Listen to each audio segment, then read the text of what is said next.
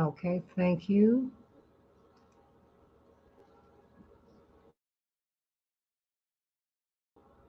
Okay, so just let me know when you have her and when you're listening. Thousands of ambulance workers in Britain are staging a 24-hour strike, with unions and the government swapping accusations of blame for putting lives at risk. The government's telling people not to play contact sports, take unnecessary car trips, or get drunk in order to reduce. All right, you should be able to hear each other. Okay, Pastor, how are you? To respond to life. I am well, Sandy. How are you? Doing great, They can't thanks. guarantee everyone who needs an ambulance Just give me will get one one. moment. I'm trying to get some things together here. Big raises in the face of decades-high inflation, but the government's refusing to budge, saying double-digit public sector raises will drive inflation even higher.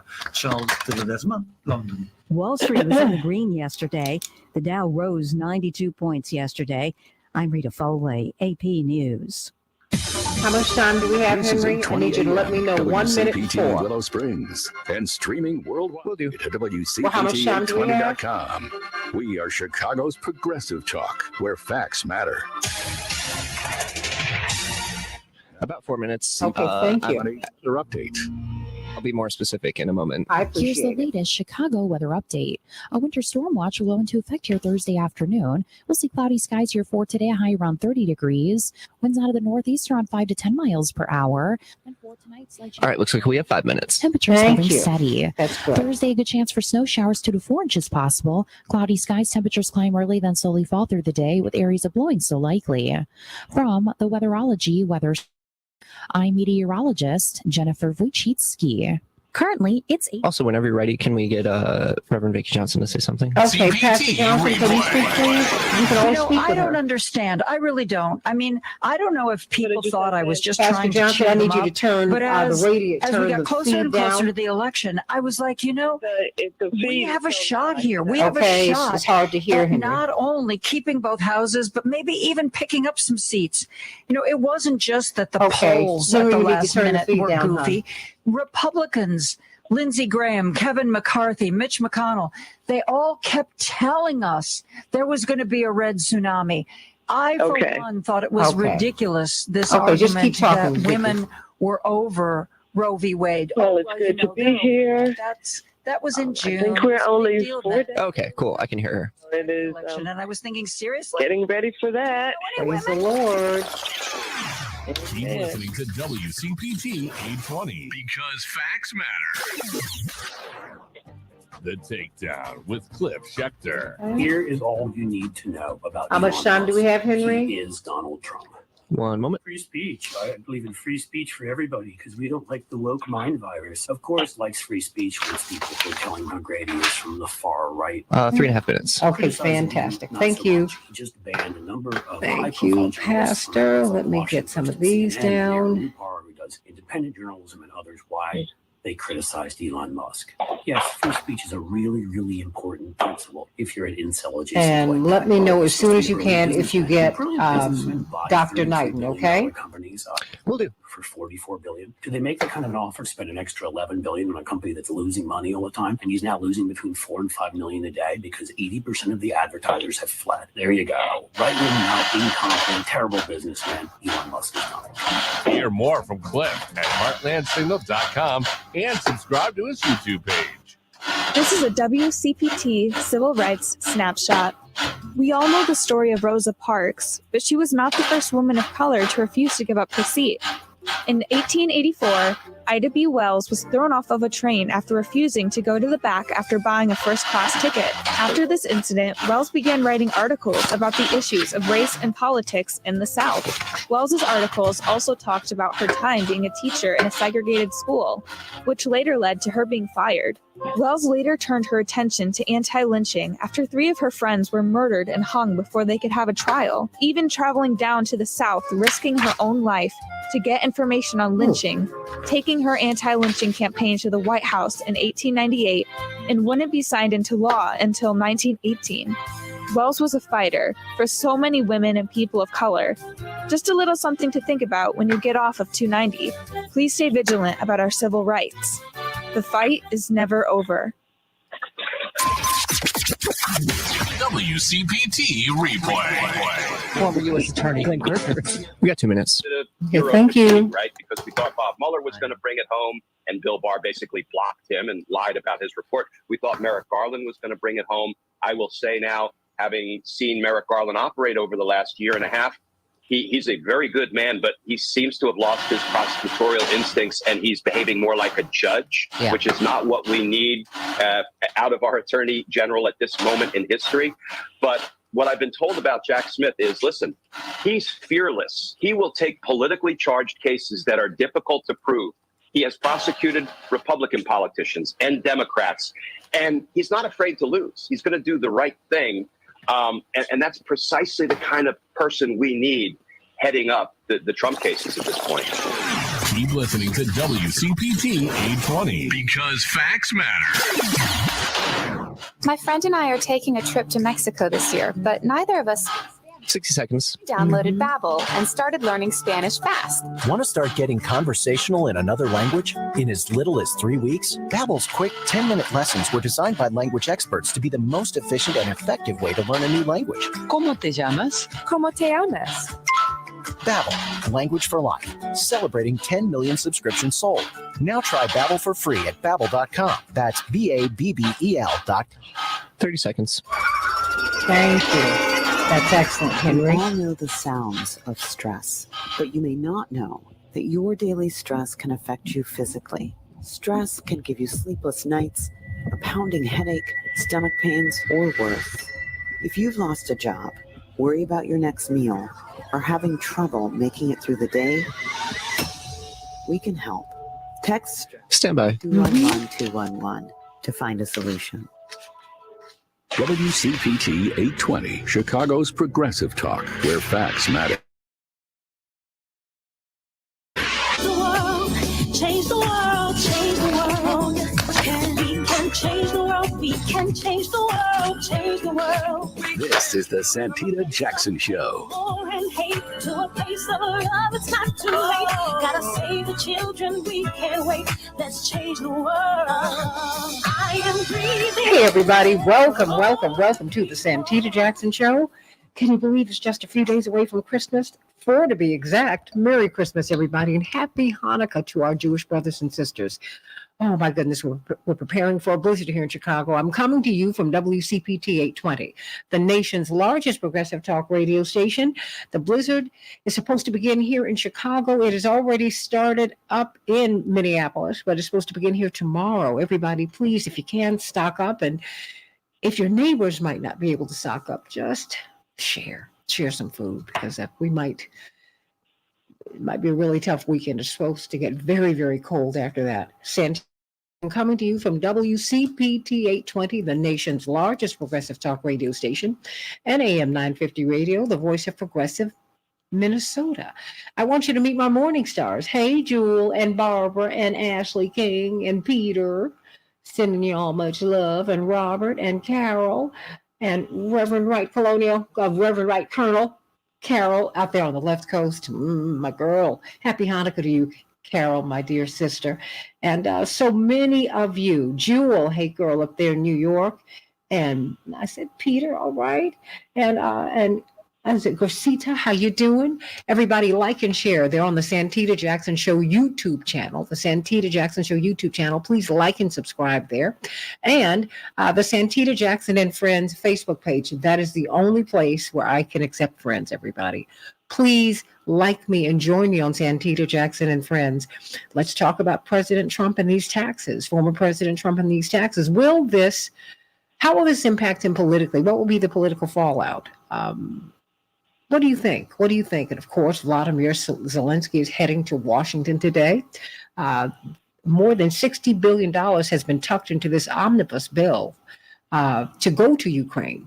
Didn't know that, did you? Well, yeah, that's true. So what's going to happen today?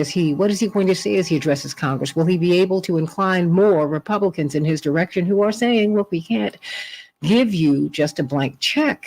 We can't do it. We can't afford it. What is going to happen? And what do you think should happen? 773-763-9278, 773-763 WCPT. I am Santita Jackson, and it's a joy to be with you today, just 4 days before Christmas, in the middle of the Hanukkah celebration. Boy, oh boy, oh boy. But I'm the Christmas girl, y'all. I love it, I love it, I love it. And just wonderful, wonderful, wonderful, wonderful, wonderful, holy season, everybody. In Chicago, we're going to have a high of 32 degrees before the temperatures fall. It will be cloudy as we are approaching the blizzard that will begin tomorrow. Tomorrow, everybody, here in Chicago. It's already started in Minneapolis, St. Paul. They're going to only be 2 degrees above zero today. And the snow, of course, is already falling. Winter storm watches here and there in Minneapolis, St. Paul, and here in Chicago. God bless us all. In the NBA, the Mavericks will be facing off against the Timberwolves. Got to get that game in before they're snowed out, everybody. The Bulls 113, the Heat 103, and in the NHL, this is their kind of weather. The Predators will be facing off against Chicago, and the Wild will be facing off against the Ducks tonight, just ahead of our Storms.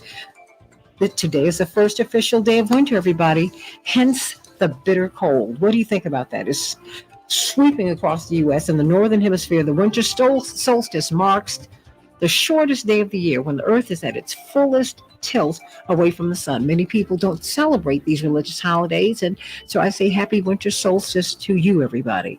It depends upon how close you are to the North Pole, although it feels like we're all polar bears today. It is freezing. It's freezing. Ukrainian President Zelensky will make a dramatic visit to Washington today, using his first trip outside his homeland since the onset of Russia's invasion to rally U.S. support for his country's defense. Excuse me. What do you think is going to happen? Will it work? He will meet with President Joe Biden. He will also speak before Congress. The Democratic-led House Ways and Means Committee said Tuesday it will release former President Donald Trump's tax returns. They've just started releasing portions of them within days and asserted the IRS failed to properly audit the former president's taxes while he was in office. It is what is supposed to happen. The vice president and the president are supposed to have their taxes audited while they are in office. That did not happen. It just started happening in 2019 when President Trump had already been there. That was his third year. The committee also released a report Tuesday detailing 6 years worth of the former president's tax returns, including his claims of massive annual losses that significantly reduced his tax burden. Kind of standard operating procedure in business, though, but it's very interesting, everybody. The winter weather alerts are currently in effect for more than 70 million Americans across the U.S. as a sprawling storm system threatens to deliver a dangerous trio of heavy snow, strong winds, frigid temperatures. Did I tell you blizzards? Yep.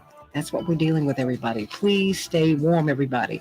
The Biden administration wants the Supreme Court to allow for the end of Title 42, but not at least for a week. On Tuesday, the Biden administration encouraged the court's justices to reject an emergency bid by a group of GOP-led states to keep the controversial Trump-era border restriction in effect while legal challenges play out. And this news, did you know that 63% of Americans are living paycheck to paycheck, including nearly half of six-figure earners? That's right. 63% of Americans are living paycheck to paycheck, including nearly half of six-figure earners. We need some relief, everybody. We have got Pastor Vicki Johnson with us. So glad that she's with us. We've got this. We are in the Christmas season, right in the throes of it. It's a holy season, but for those of us who are of the Christian faith, it really is or should I say, and it's a very, very exciting time, a very, very exciting time. A time of reflection, I would say, for so many of us, certainly for me.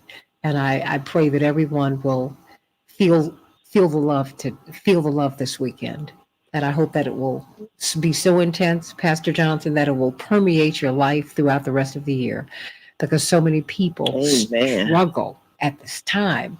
And they struggle because they come into an awareness of a lot of things that are right in their lives and that are not right in their lives.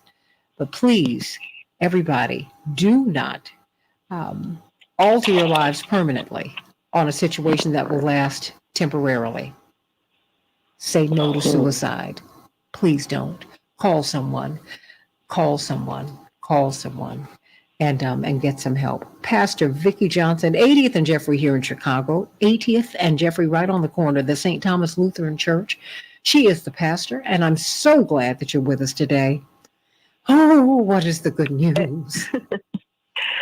And I am so glad to be with you on today. Good morning, Santita. Good morning. And good morning to all of your morning stars and friends. There is good news. The month of November went out like a lion for me, and ushering in the same for December. I was in New York to sing at the United Nations Chapel for World AIDS Day and to take in a few plays. November 30th, while in an Uber en route to see August Wilson's The Piano Lessons, starring Samuel Jackson and John David Washington, I received a call from Chicago with sad news. One of St. Thomas's most faithful members and biggest community activists, Evelyn Woodson, passed away. She was in the hospital and had been there for 3 weeks. As a matter of fact, she had been in the hospital or some type of care facility the majority of the pandemic. But she always pulled through, and we expected the same this time. But it was not to be. While in the midst of walking the family through the process of making arrangements, I was called to perform last rites for the oldest member of St. Thomas, Mother Dorotha Briggs. She passed away the next morning, exactly 1 week to the day of the previous member. She was 98 years old. She was best friends with Gurnell Sims. Evelyn's memorial service was Sunday afternoon following worship, and Mother Briggs' funeral was yesterday. This has been a very draining time assisting and caring for the families. And so on yesterday morning, as I lay in bed, I contemplated what activities I could pack into those few hours before heading to the church for the funeral. You know, like cook something for dinner so that when I got back home, I wouldn't have to do it. Or write out more Christmas cards. Or wrap more presents. Then I was moved by the Spirit to abandon all of those ideas. I packed my bag and went swimming. In this season, we are pouring into other people and other things, often neglecting ourselves. Jumping into that water yesterday, feeling that refreshing experience and doing an abbreviated workout was my way of pouring into Vicki. And it gave me what I needed to make it through a very long day. As you are giving to others and doing the most, please be sure to give to yourself. You can give to yourself through prayer, meditation, stretches, exercise, eating fruits, vegetables, and other healthy foods, taking breaks, soaking in the beauty of nature, finding something that you enjoy, and laughing often, even if it means watching a very old television show. While pouring into others, be sure to pour into yourself. You will be better for it. If you will do this, and I believe that you will, then to me, that's good news. Amen. Amen. Get on your own list. How about that? Get your own Christmas list. Yes. And that's especially Yes. difficult for women to do. I'm not saying that men find it any. Well, it's, we're accustomed to taking care of everybody else. We take care of everybody else. Right. And so, We are the but we die of heart disease more than anybody else. And there's Yes. got to be a connection there. And thank you for that. Went swimming in this cold, but I hear you. I'm not mad at you because that's what you needed. It's great cardiovascular exercise, but oh, child. Woo! let me sit in the sauna, and then I'm gonna have to stay there all day for my pores to close up. I love you, Pastor Vicki Johnson. Will you be celebrating the holiday on Sunday? So there will be Christmas Eve service on Saturday at 5 p.m. And that's a 1-hour service. And then Christmas Day service at 10 a.m., which is also a 1-hour service. Jesus is the reason for the season, so it's no time for us to shut down. But I understand why others do. Well, but let me ask you this just very quickly before I bring on Dr. Knighton. If the weather, if this blizzard and the ensuing cold weather, which would turn everything to ice, if that happens, what will you be doing on Sunday? We will still have worship. I will be there. Okay. The wonderful thing about St. Thomas is that many of our parishioners live in walking distance. Okay. Some around the corner, down the street.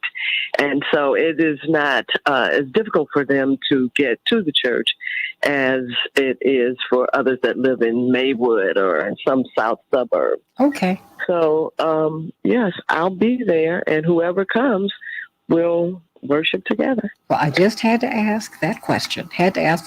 Sending you much love, everybody. Yes. 10 a.m. this Sunday at 80th and Jeffrey at the St. Thomas Lutheran Church. Go on and be there, everybody, and come to the Christmas Eve service at the St. Thomas Lutheran Church. Sending you much love, Pastor Vicki Johnson. Of course, we are now welcoming Dr. Shanina Knighton, infection preventionist, nurse, research scientist, so brilliant, executive director of the Association for Professionals in Infection Control and Epidemiology, the largest organization of its kind in the world. So excited that you are with us today.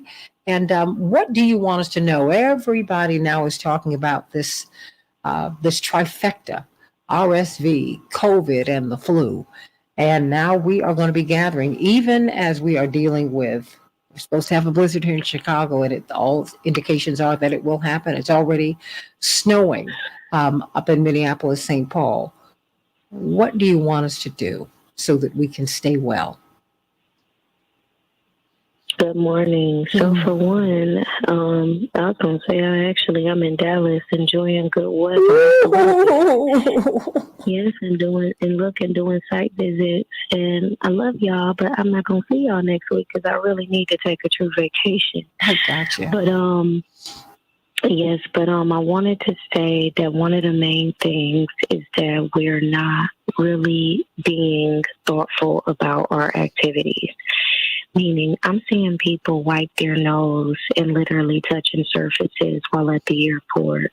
I'm seeing people cough and still not covering their mouth. I'm seeing people, pull their mask down, touch their mask, and they're not practicing hand hygiene before and after. I've really seen people revert back to some of the behaviors that I've observed prior to 2020 during the pandemic. With that being said, I always have this philosophy of I assume that I got it, and I assume that everybody else around me got it, which means that my infection prevention and control practices that I'm partaking in is really to protect myself, because I am assuming as well as seeing that nobody around me may be practicing those behaviors. And yes, I have an infection prevention. Everybody can be infection prevention is by taking a few steps and being mindful of those steps. One, understanding that if it is not a part of your body, meaning that if it is not you, let's say, touching your shoulder, if it's not you touching your arm, if it's not touching your belongings, assume that everything around you is germy. So if you are touching elevator buttons, if you are touching grocery store items, if you are touching handrails, you are, again, fiddling with that you know you haven't cleaned, assume your hands are dirty and you need to clean your hands. And I mention this because I told you our cell phones are our third hand, and we touch so much stuff that's around us, but we still touch those phones. We put them up to our face. Then we can't figure out why our skin is breaking out or potentially why we're sick. But we're doing all of this stuff with our phones, and then we have no consciousness of how dirty they are when we leave them on floors and counters, and we putting them up to our face, and we're doing all of these things and don't realize that it's really harming our skin. The same thing when we do this whole mask protocol. So I've heard people say, oh no, I think the mask is giving me a rash. I'm not telling you that those things aren't possible, but if you're not thoroughly washing your hands before you put it on, if you're not thoroughly washing your hands when you take it off, then yes, you are transmitting germs directly to your face, which could then come in contact with your eyes, mouth, and nose. So I really think that in this season, when we think about illness and we say to ourselves, how do we prevent ourselves from getting sick, is really being conscious that those around you may not take infection prevention and control just as serious, which is even more of a reason why you have to take it serious for yourself, because you can't assume that others will protect you or that they have that same vigor, intensity, and care about not getting sick that we all had when we didn't know what COVID was or the severity of COVID. I say that everything should have the same severity of COVID because we need to normalize not being sick. We need to normalize not getting sick. And the best way to do that is to thoroughly make sure you are cleaning your hands. Make sure you are conscious of what you touch. When you pump your gas, clean your hands. When you are going inside of the store and you have to open the door with the handle, clean your hands. If you're going up and down the escalator, clean your hands. If you touch the counter, clean your hands. If you touch the pen pad because you needed to apply your signature or just even a regular pen, clean your hands. Do not make the assumption that these items that are in front of you, others have cleaned. If you are at the bar and you screaming over the bar at the bartender because the music is loud, other droplets have fell on that counter too, and you sitting at that counter. So make sure you ask that is wiped down. Clean your hands. Environmental cleaning and hand hygiene are very important, and that is just as important as the emphasis that has been placed on vaccines and everything else. It takes a cumulative or aggregate situation of all of these things to occur in order for somebody to minimize their risk of being sick. So please do not downplay the simplicity of hand hygiene because it matters. Dr. Shanina Knighton, everybody, at Hey Dr. Nina, HEYDRNINA. Follow her on social media. There is much more where this came from. Sending you much love and Merry Christmas, my sister. I'm going to see you tomorrow, but I know you're going to be off next week, and I'm glad about it. Back in just a minute with more of the Santita Jackson Show.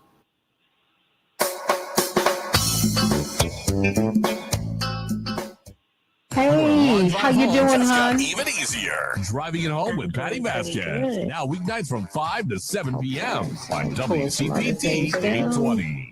Since you're listening to WCPT 820 right now, we know that you're someone with a social conscience who cares about our environment, our government, and our society. We're looking for the right person to tell our story to local businesses in everybody. Part-time Got a lot of things I need to do, but I am going to WCPT 820 is take advantage of Chicago's that. only progressive voice, and we strive to bring quality programming to our listeners. Email your resume to jobs@WCPT820.com.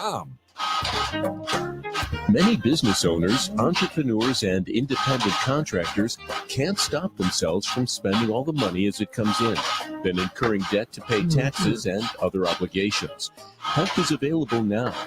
Debtors Anonymous is a 12-step recovery program to help people and businesses stop incurring new unsecured debt. Request free program literature at helpfordebtors.org. That's helpfordebtors.org. In a world with so much uncertainty, with democracy hanging in the balance, it's easy to feel helpless and not in control. This is exactly the reason that we've decided to give our very own Patty Vasquez an extra hour to her show. Driving It Home with Patty Vasquez can now be heard weeknights from 5 to 7 on WCPT 820. You are listening to WCPT 820. Here's the latest Chicago weather. Hi, Miss Jackson. Yes. I got the panel for the next segment ready to go. Okay, who do I have now?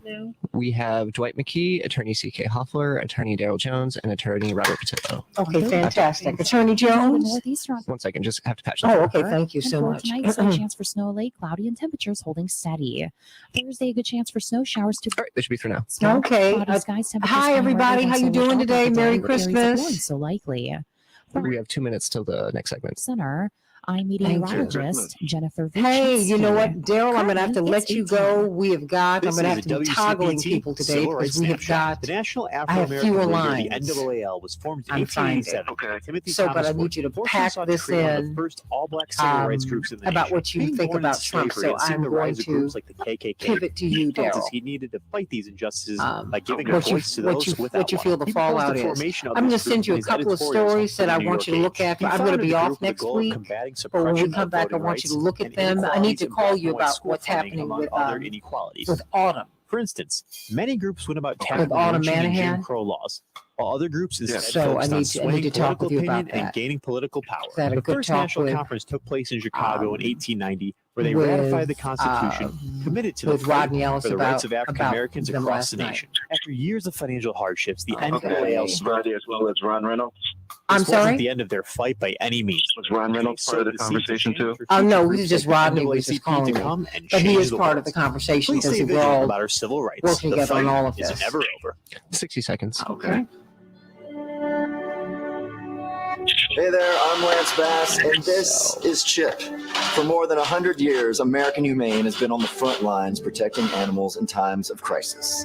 From Pearl Harbor to 9/11, the California wildfires, and the coronavirus pandemic, American Humane Rescue has provided life-saving assistance for animals in virtually every major national disaster. If you're anything like me, your pets mean the world to you. And if disaster strikes, you want to keep them safe. To prepare for an oncoming disaster, ensure your pet has secure and up-to-date identification. Back in like 20 seconds. Okay, Remember fantastic. to take your disaster preparedness kit with you. To learn more about disaster planning and how to keep your best friends safe, please visit AmericanHumane.org. Stand by. WCPT 820, where facts matter. We can change the world, change the world, change the world. We can change the world, we can change the world, change the world. This is the Santita Jackson Show. War and hate to a place of love, it's not too late. Gotta save the children, we can't wait. Let's change the world. Hey, everybody, welcome back to the Santita Jackson Show, WCPT 820, the nation's largest progressive talk radio station at AM 950 Radio, the voice of progressive Minnesota. Let's talk about former President Trump. Wow, the IRS failed to audit his taxes while he was really throughout most of his presidency, although that is what is supposed to happen, everybody. The president and the vice president are supposed to be under audit by the IRS while they are in office. And it turns out that President Trump, then candidate Trump, was never under audit of the IRS. They were, some people are saying, asleep at the wheel. What do you think about that? His tax returns have finally been released. People have been calling for that since 2016. So what do you think about that? What will be the political fallout? What will be the political fallout? Much has been made of the fact that he did not pay taxes, that he took a lot of business losses. That's kind of how business in America and tax law works for them, everybody. But let's talk about that. In the meantime, the candidates have filed and Chicagoans will vote to determine who will be the mayor of the city of Chicago. Now, you know what? We've got the Bears. We've got the Chicago hockey team. We've got the Bulls. We've got We've got soccer. We've got all of that. Now, the other sport in Chicago is politics. So we've come through the midterms. Now we are looking at the mayoral race coming up this in 2023. Have you made up your mind? Well, WCPT wants to help you. We want to keep you informed. We want to help you to decide by giving you information, not a candidate. Although I want you to join us on Thursday, January 26th at noon as Joan Esposito, Patty Vasquez, and I moderate the WCPT Chicago Mayoral Candidates Forum. You'll hear directly from the candidates about the direction they want to lead the city in for the next 4 years right here on WCPT. The top tier candidates have already confirmed it's going to be great, everybody. You will not want to miss it. It is going to be something else. So please, please, please, everybody, January 26th, mark your calendars. We are getting ready to run for mayor. How exciting, everybody. So what about President Trump? And former President Trump and his taxes? They were finally released. Will it make a difference? What do you think about the fact that he was never audited while his friend was over the Department of Treasury, which houses the IRS, Steve Mnuchin?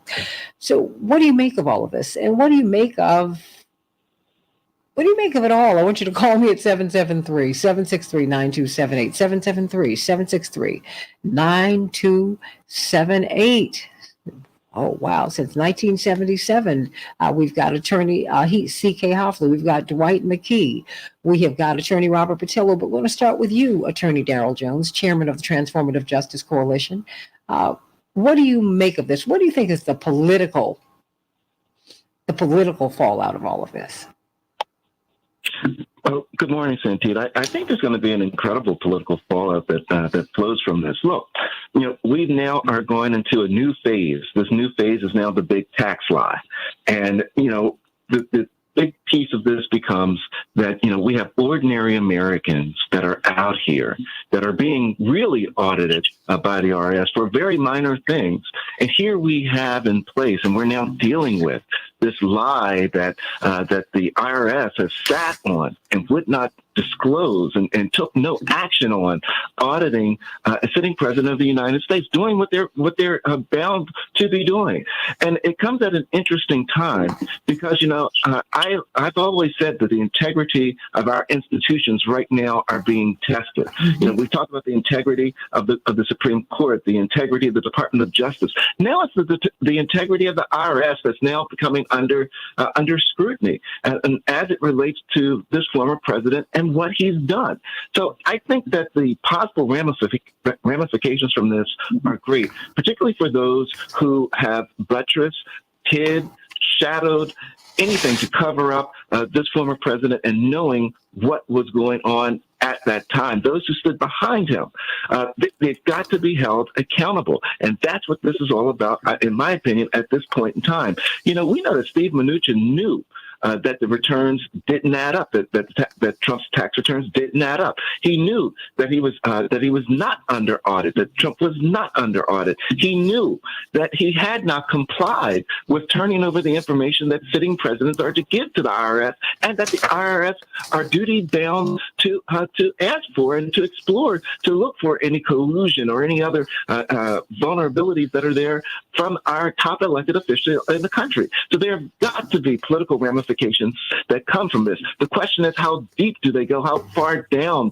do they flow? I think that's the question that's posed right now, Santita. And, again, the question is, how much of an impact will the big tax lie now have on the former president and all those minions that were operating as part of his team? What do you say about this, Robert Patillo? Well, Dwight McKee, the political fallout. I mean, because we find that he didn't pay taxes for many years, but interestingly, American tax law favors business and business persons, and it favors people with a lot of money. He took losses. So you have to figure out whether what he did was legal or illegal, and then you have to figure out whether it's intentional or not intentional. Most billionaires don't pay taxes. So he's really not unique that way. Warren Buffett says that he pays more taxes than his secretary, and he's much richer than Donald Trump. So the political fallout would be for some, they would see as a part of a witch hunt. Others would see it as part of a pattern of somebody who is fundamentally dishonest. I mean, to really understand Donald Trump, you have to understand two things. One is normally Vincent Peel, who is where he gets his attitude from. Secondly is Roy Cohn, where he gets his strategy from. Norman Vincent Peale was his theologian, and his attitude was positive thinking. If you keep believing it, keep saying it, it will come true. So he's going to never give up. And Roy Cohn was the lawyer to the mafia and the gangsters. And that's where he gets his strategy from. And his thing was lie, sue, steal, whatever you need to do to win, win. And so what you're dealing with is a person who, one, is going to never give up, and secondly, a person to do anything to win. And so as they keep coming after him, he's going to keep coming after them. What do you think is going to be the political fallout? I mean, he could very, very likely be looking at indictments. It will be most of the political fallout on the tax issue will be on the RAS side. Is that he don't have responsibility to be audited. They have responsibility to audit him, and so you can't blame him because they didn't audit him. And the tax game is the same game for all these guys. Is that zero-sum taxes? Is they try to create as many deductions as they possibly can so that they don't have to pay taxes. And so that onus is going to fall on his accountants rather than himself because he don't create his own deductibles. Well, C.K. Hoffler, what do you see? Well, I see this as very consistent with Donald Trump's behavior. Prior to him becoming president, I don't know that there's really new information. I think what's new is that we have the evidence. But, when he was running for president, there were questions being raised about his taxes, about him paying taxes, about him defrauding taxes, about him filing for bankruptcy, about him really cheating the system and availing himself of what he could legitimately avail himself of. Now, the question about whether he paid taxes and whether he, over a period of time, this is not just 1 year, whether he violated the law. I don't know if what he did was legal or illegal, but I'm sure that they're going to delve into that. It's maybe stunning for many, but I don't think it's new information because there have been fights for a very long time to get this information. It's not surprising to me that the IRS is asleep at the switch. I think all of that is political.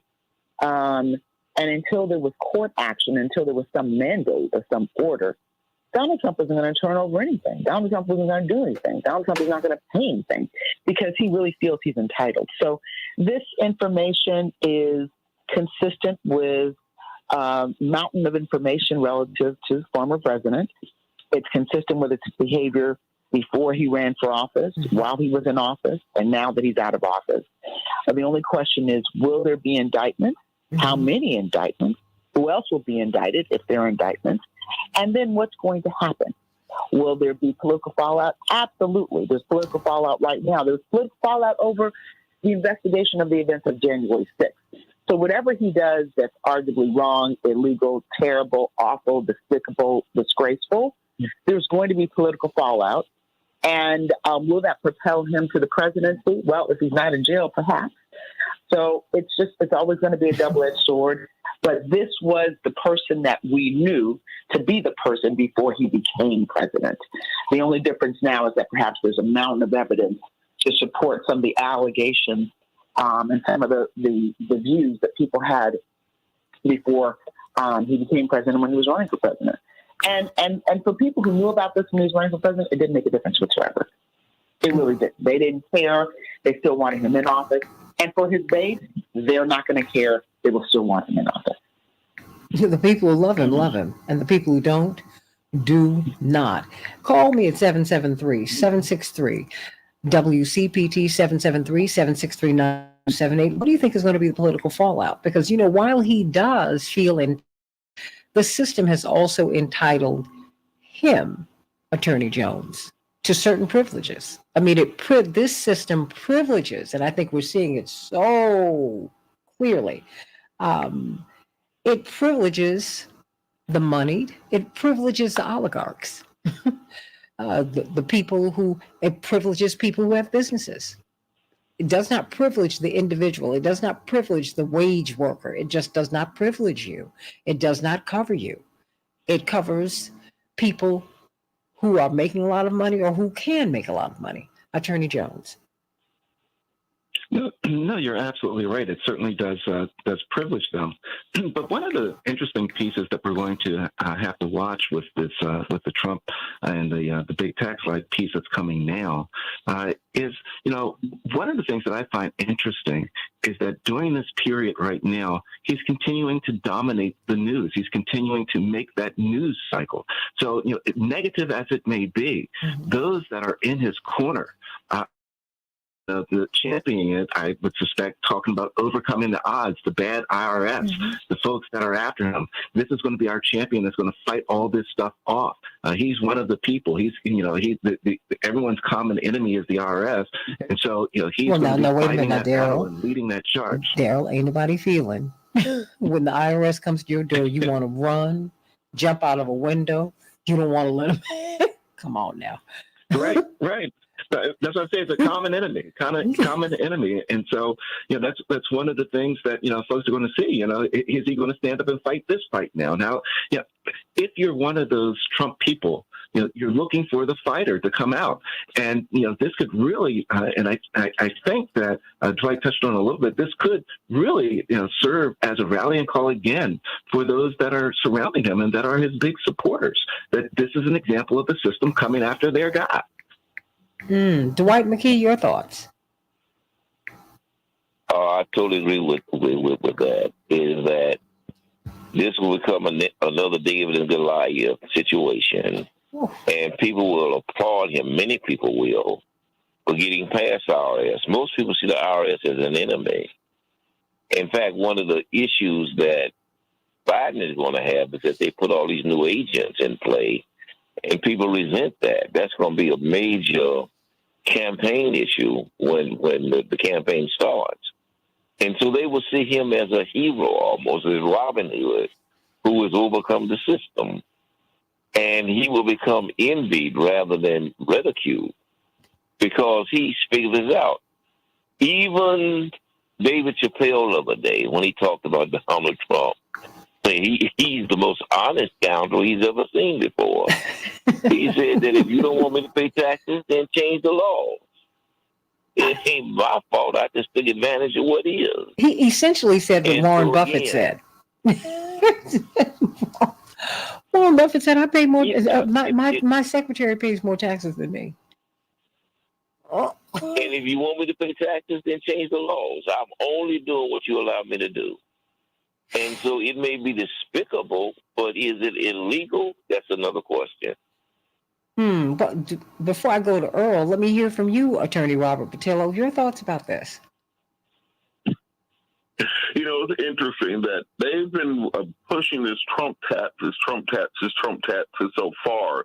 I don't think they ever stopped to ask themselves, does anybody other than the Washington insiders really care? And I think that what people don't realize is everyone assumes rich people don't pay taxes. We all assume the system is rigged against us. We all assume all these things already exist. All President Trump is doing is confirming those. So do I think this will move the needle? No, I think that more so than him not paying taxes, understanding what his true net worth is may be more damaging than anything else. If we look at the taxes, we will find out that President Trump been broke the whole time. That's going to be a hit to his brand more so than his conceptualization that somehow he was being dishonest. His whole brand is being dishonest, that he wasn't paying taxes. His whole brand is I'm not paying any more than I have to. And he'll try to spin anything. Do I think this moves the needle electorally? No, I don't think so. I don't think anything in 2022 is going to really have an impact on 2024. But what I do think this does is further help us understand that many of the things that we were told in politics don't matter. Remember, I used to say that if a candidate has been divorced, they can't win. President Trump shows you that's not true. You can't have kids by 2-3 different women. President Trump shows that's not true. All these criteria that we used to put in place, and I think that we're now seeing the reality of the country that we live in, as opposed to the fairy tale, is going to very much open up democracy going forward. These people do what they want to do. Earl, how you doing this morning? Merry Christmas. Merry Christmas, Santita, to you and to one and all, and everybody out there listening to our voices this morning. Bless your heart. I want to agree with everything that I want to agree with everything your guests are saying, and I was not surprised. Let me put it like this. I've always heard that Trump was cheating on his taxes. There were plenty of people out there. I believe his niece was complaining about his taxes. There were a couple of reporters out of New York that always complained about his taxes and tried to go to court to get his taxes released. So, no, I'm not surprised by that. But one of your guests did ask a question. Let me ask you this. Do we know that he was cheating? Do we know that? Well, do we assume that? While he was in a let me tell you why. Okay. This morning in MSNBC, there have been a couple of different guests that said it is by law and statute that the President of the United States is required to be audited every year. Mm-hmm. And he was not being audited every year. Stephen Mnuchin made sure that he wasn't being audited every year. Trump knew that he was not being audited every year. So we do know he was breaking the law there. So is that Steve Mnuchin? Our ass was breaking. Well, yeah, because I'm asking you, who bears the responsibility here? Is it because we don't conduct audits ourselves? The IRS conducts the audits, right? So should we now not take another look at the IRS? Because it seems to me that they are selective in whom they target. Well, I think it's even more cynical and more deceptive that when Trump came in, he and his administration started laying off IRS auditors. Mm-hmm. So therefore, he made it even harder for people of wealth to be audited because it takes a lot of time and energy and people to go through the stacks and volume of paperwork that he submits.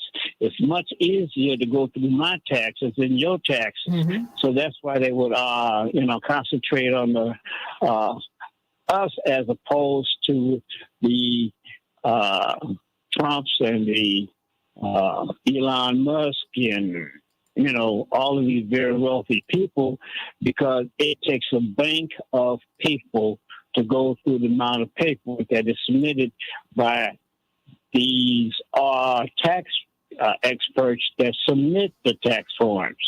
So I would suggest that, yes, there was a crime committed based on what I've heard today. Now, who shall you blame? Do you blame Trump for and his giving orders to his administration to shrink the size of the IRS? Do you blame Steve Mnuchin for going along with the program about shrinking the size of the members of the IRS?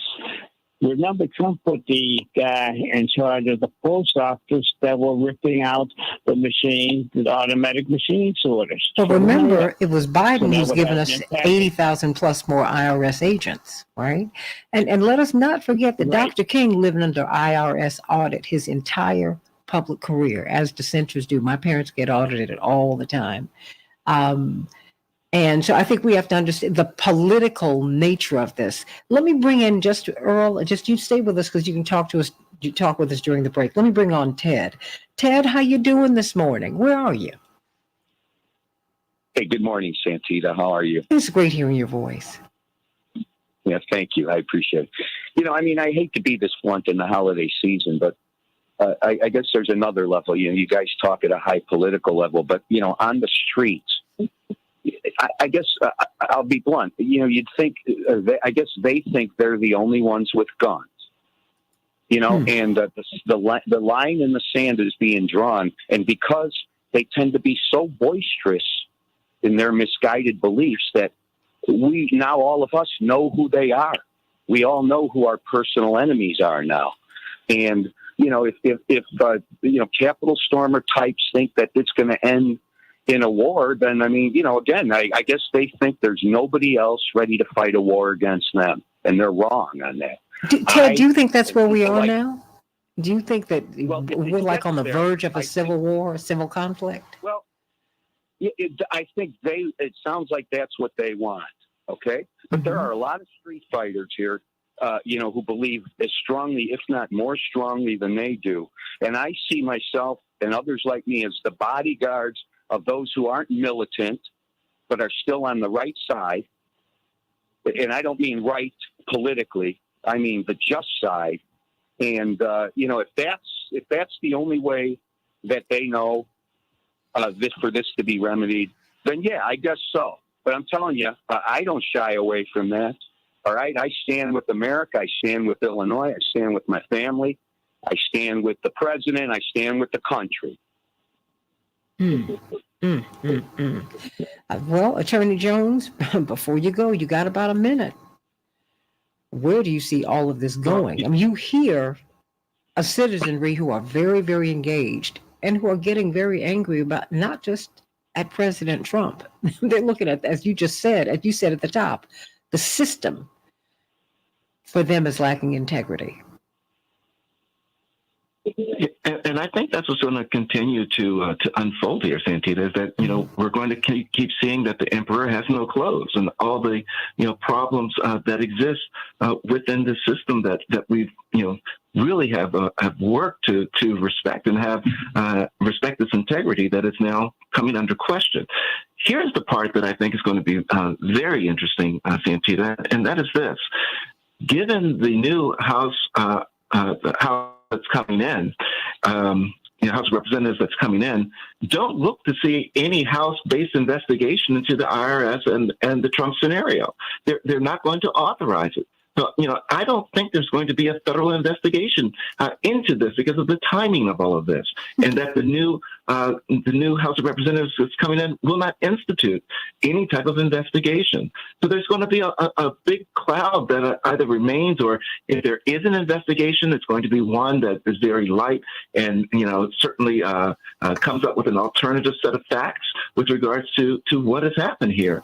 So, you know, I think that the integrity of the system continues to take a hit, and the American people will, you know, just grow in their questioning of our system and whether or not it is as true to the values as we've always perceived it to be, meaning that it's representative of a just democracy. And that's going to be one of the bigger pieces that flows from this. And that's what I look to happen on these next steps coming into 2023. We'll have to see. Coming out of the civil rights movement, I've seen the rot.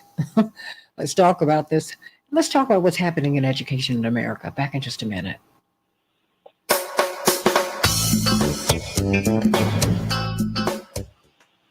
Did you receive a call or Daryl, message I'm that gonna call mentioned you in a Social little bit. Security and demanded immediate action? Okay, talk to you later. I mean, are you in court? Are you in court today? Information and tell you that your social No, I'll be out of court. That should be good. used in connection with the crime. I will call Did you. Feel you. worried that your Social Security I'll number call might be you. suspended? I'll call you. Your bank account might be frozen within or an hour or seized, so after I or get you off could the be air. arrested. That is not the Social Yep. Security. That'll be Social perfect.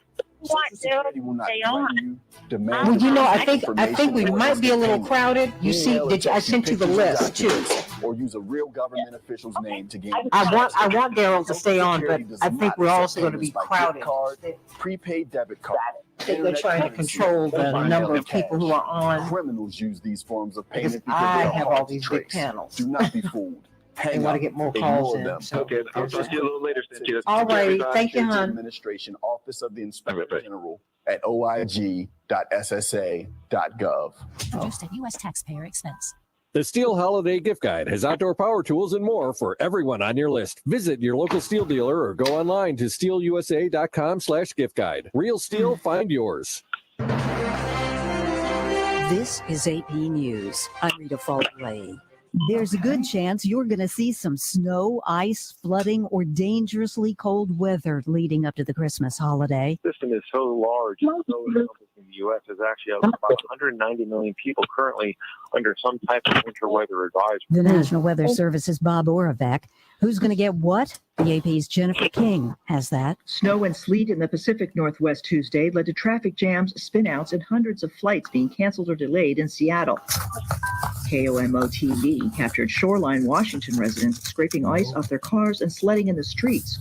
Is Earl still there? Additional shelter beds for the homeless. 5 Mr. Earl? Yeah. No, I want everyone, you all want to respond to Earl? Thank you so much, Mr. Earl. I'm sorry. I'm doing a few things as I'm trying to stay on the air. Today, Ukraine's President Zelensky is venturing out of his country, coming to the U.S. to meet with President Biden. Mr. Earl, what was your central point? A joint news conference at the White House.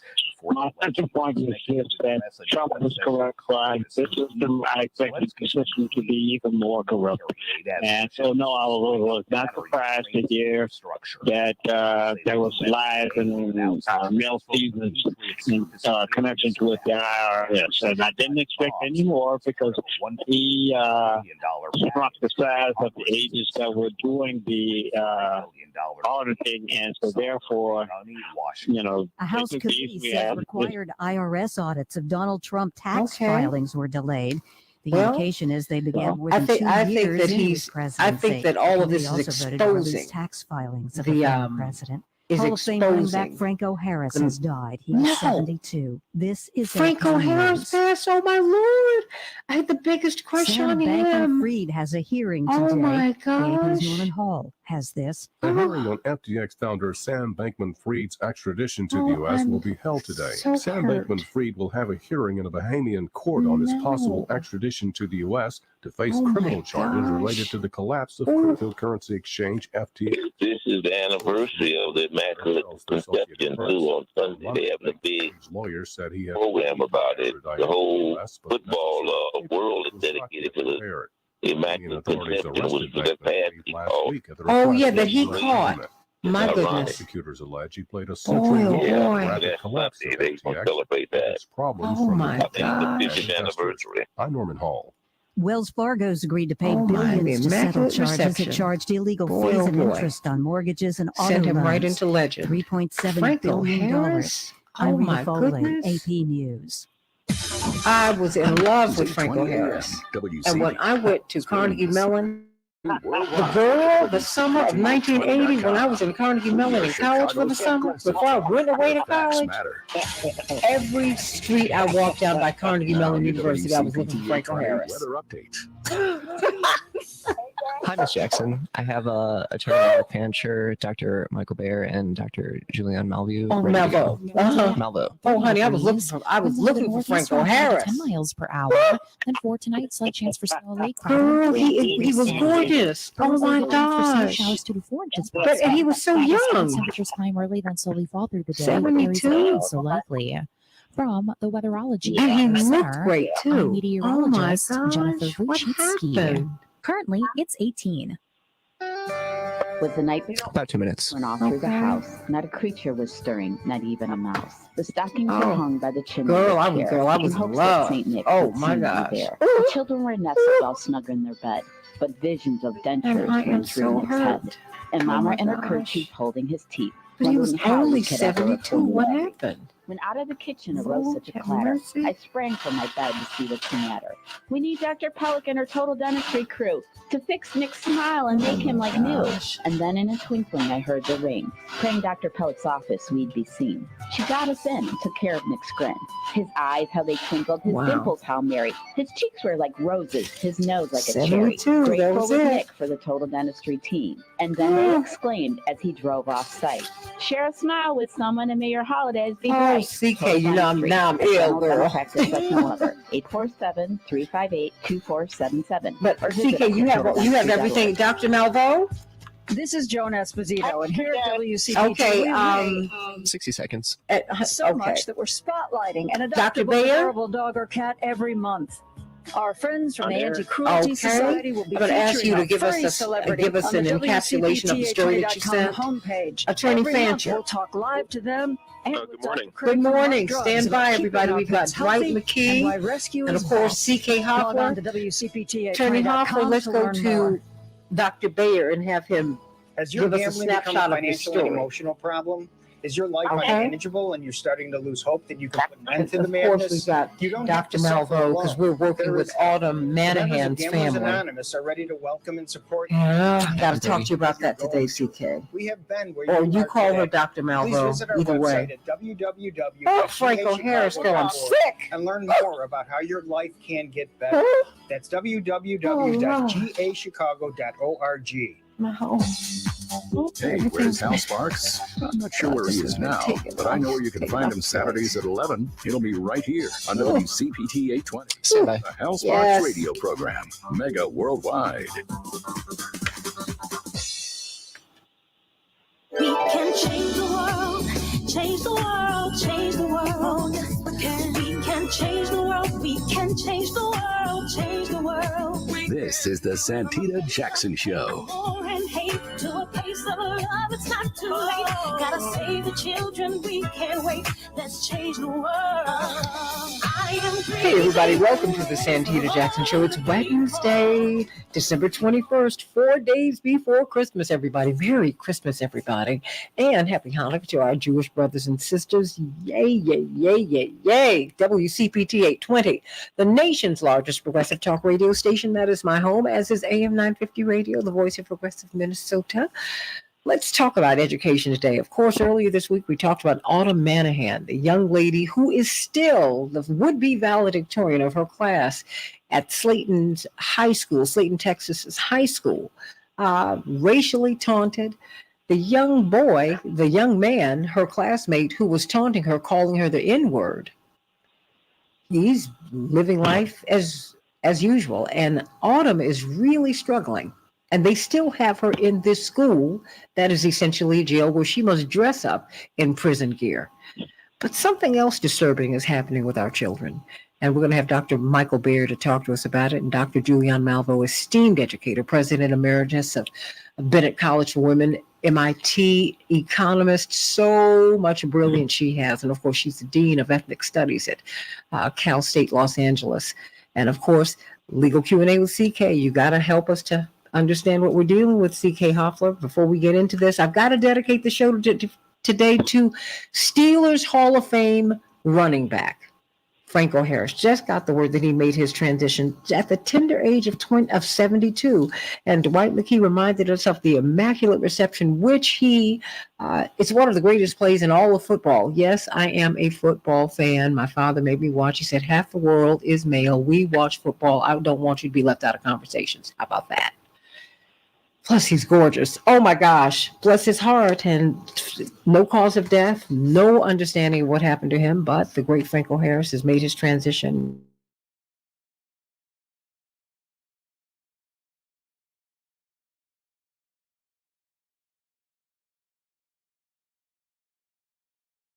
It was 2 degrees and snowing. In the NBA, the Mavericks will be playing the Timberwolves. And last night, the Bulls are triumphant over the Heat, 113-103. Winter storm watch here in Chicago. It's already snowing up in Minneapolis, St. Paul. Everybody, please take care of yourselves. And if you see someone homeless, get them to a shelter. Nobody should be outside right now because the snow is going to be proceeded by very, very cold below zero temperatures and wind chills. In the NHL, the Predators will be playing Chicago tonight, and the Wild will be playing the Ducks. Vladimir Zelensky will be in the United States speaking before Congress, meeting with President Biden, getting more aid. Tucked in the omnibus bill is $44 billion additional dollars going to Ukraine. He's hoping to change the mind of Republicans who are disinclined to give Ukraine a blank check. Happy Winter Solstice Day, everybody. This is the first official day of winter, and for many people who do not celebrate these religious holidays, Christmas and Hanukkah, winter solstice is a great holiday for them. And for those who celebrate winter solstice, may God bless you real good. Happy Winter Solstice Day on this first day of winter, everybody. The Democratic-led House Ways and Means Committee said Tuesday it will release former President Donald Trump's tax returns within days and asserted that the IRS failed to properly audit the president's taxes while he was in office. They were to have done that every year that he was in office. They only started when he was in his third year. Winter weather alerts are currently in effect for more than 70 million people across the United States as a sprawling storm system that is bringing us record cold, record snowfall. Oh, it's here, everybody, and it is wreaking havoc upon a busy, busy travel week. Everybody, please take care of yourselves. Take care of yourselves. Those are just some of the headlines on the Santita Jackson Show. As we see that 63% of Americans in this holy season, 63% are living paycheck to paycheck, and that includes nearly half of six-figure earners. I guess $100,000 a year ain't what it used to be, Attorney C.K. Hoffler. You know, we came across this story, didn't come across it. It was Dr. Michael Bayer who sent it to us as we've been talking about Autumn Manahan, and we're going to be visiting that. We're going to stay on top of that case because this young lady would be valedictorian of her class. As we talked about her this week, we see she was being racially harassed by her classmate. He was constantly calling her the N-word. The first called her the N-word in their homeroom, and the homeroom teacher didn't stop it, which gave him license and gave his other classmates license to taunt not just Autumn, but the other, African Americans, other black folks in the class. When she physically defended herself, when you say the N-word, that is frightening to black people. It sets off alarm bells for all of us all the time. And she went and physically slapped him. That was it. They pulled her out of school, sentenced her to 45 days in this school for the truant and for some kids who are violent. Put her in a prison uniform, which is what they do at this school. And it has been a rough, rough road for her. But you know what? Some of these other children, CK, are struggling. Special needs children. This ProPublica report that Dr. Bayer brought to us. Oh, Dr. Malveaux, it'll break your heart. It's a school that calls the police on students every other day. Attorney C.K. Hoffler. Good morning, Santita. You know, this is a crisis. It's a crisis, and, you know, it's probably even more accentuated because we're in COVID. We're still living in COVID.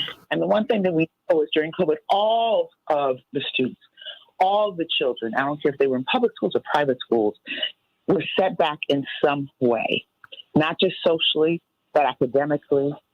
And so to think that there are a group of students who have special needs and who really, really need attention on a regular, sustained basis because of a condition that they have, which is really a medical condition, and are being treated like criminals, are receiving substandard education, but substandard social integration at the same time. And where the police are being called, and yes, some of them do have behavioral issues. Many of them do have behavioral issues that are because of the conditions that they have and because of other things that are going on in their lives. And this is really where we see the development of the pipeline to prison. And that's why this is a huge, huge issue for the legal community, for the social justice community, for the education community. But I think even though I look at it through the prism of a lawyer, because I see what is happening in our system where we have kids that are populating this pipeline to prison early on, I think Dr. Michael Bayer, who's a former Chicago Public Schools principal and educator extraordinary, can probably present this in a way, and also Dr. Julia Malveaux, that lawyers really are, such as me, can't really articulate. So I'd like to hear from Dr. Michael Bayer, Santita. Absolutely. And in this panel, as you mentioned, Dr. Malveaux is with us, esteemed educator and brilliant economist, and just dedicated to all of these people, dedicated to our children, to making them all that they should be. When I shared this, Dr. Malveaux and Dr. Malveaux was shocked. Dwight McKee said, "Oh, no, I got to be on this." He said, CK, he said, "What?" I mean, because when you hear about this case, CK, it's just the one thing we know about Dwight McKee, because he's a visionary, because he is someone whose shoulders we stand on in terms of his analysis, his experience, his trailblazing, really vision for decades. Not to date anyone in terms of their age, but when you have extraordinary talent, and we have to call it that way. Yeah. Dwight McKee is going to offer perspective, and Mark Thatcher, who's an extraordinary lawyer. As lawyers, Mark, we look at things a certain way. But why don't we start, if it's okay, Santita, with Dr. Michael Bayer? Absolutely. Hey, good morning, Santita. I sent you a story of Garrison School in Jacksonville, Illinois, and this is a therapeutic day school, and this is a special school with a few dozen across the state of Illinois. I'm sure every state has a version of a therapeutic day school. Students are sent to a school like this when they need additional support, when their normal local school cannot handle, whatever needs they have. These are the students with the most needs. And they're sent there very often temporarily. But this school only had 65 students on average enrolled. And the population of the school kind of circulates in and out throughout the school year. But only 65 students are enrolled at the school. And yet they called the police and arrested 100 students over the past 5 years. So that's a rate of more than one, almost 1.5 per student.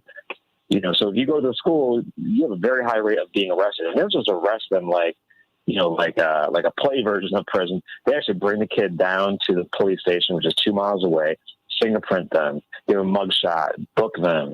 This is an actual arrest of a child, elementary school age, right? And as mentioned, these are, sure, they do have some behavior issues, but a lot of these are for minor infractions and even for serious behavior issues. This is a school that is supposed to be designed to be able to handle some of the most serious behavior issues. And so you see the school to prison pipeline being built and being acted out on a day-to-day basis in schools like this. Now, this school was highlighted by ProPublica as a standout. So they have a higher arrest rate than your average school like this. And if you look at the demographics, as I did last night, I was actually surprised that it's only 15% of the students are black, because what you also find is black students, especially black boys, have a higher representation of being identified as needing special needs, even though we know it's not the case. If you're a quiet white kid sitting in the corner, you won't be identified for special needs, even if you might need them at a higher rate or a much more significant rate. So there's only 50% of the students in the school are identified as black. But what the article doesn't highlight is how many of the black kids are the ones being arrested. And I'd be shocked to find that there aren't the black kids who are being arrested at a higher rate, because we know from all the research, which is black students are suspended 5 times higher than white students for the same offenses, for minor offenses, just talking out of turn, to being, minor disruptions lead to arrests. And so what you find is that a student who has a higher rate of suspension, you're 20% more likely to end up in incarceration later on in life. So you put those two things in together, 5 times higher rate of suspension for black students. Students who are suspended have a 20% higher rate of incarceration later in life. Right there, that could easily count for the significantly higher rate of black people in prison in the incarceration system than every other category. And it starts in school, because teachers are not trained and they're not held accountable. Neither are the school administrators for how we treat our students, especially our most vulnerable students, whether they be special needs in this therapeutic day school, or whether they're just Black students who face a significantly higher rate of discrimination and bias and everything that comes with it in our schools. Oh, wow. Well, CK, we got Dr. Malvo up real early this morning because she's already dealing with Autumn Manahan's parents. We had the honor of speaking with them last evening. Wow. Dr. Malvo, fingerprinting, mugshots of these children. What are we doing? We're throwing our children away, Santita, is what we're doing. And good morning, CK, and my brother who just spoke. We're throwing our children away. Let me correct. I don't know why I always do this to his name. It's Dr. Bayer. Dr. Bayer, not Bayer, like aspirin, but Bayer. That's good. Thank you. I'm sorry, CK, that's my fault. Okay, Dr. Bayer. Santita do that every now and then, but she's still the best. You are sweet. In any case, we're throwing our children away. But we're not throwing all our children away. We're throwing Black children, marginalized children, which may include Latinx children, some children with disabilities who are more likely to be diagnosed with disabilities if they're Black or brown. But we're deciding that these children just don't matter. And so since they don't matter to us, we don't care. We're throwing children away who do not have empowered parents. And what I want to say about Autumn Monahan and her family, those are empowered parents. They have their daughters back. But all too often, parents, Black parents, have been socialized by our system to just be quiet, don't rock the boat, So it's a challenging situation. But the greater thing is what the consequences are for these young people once they become criminalized. You're in the Garrison school that calls the police on children every other day.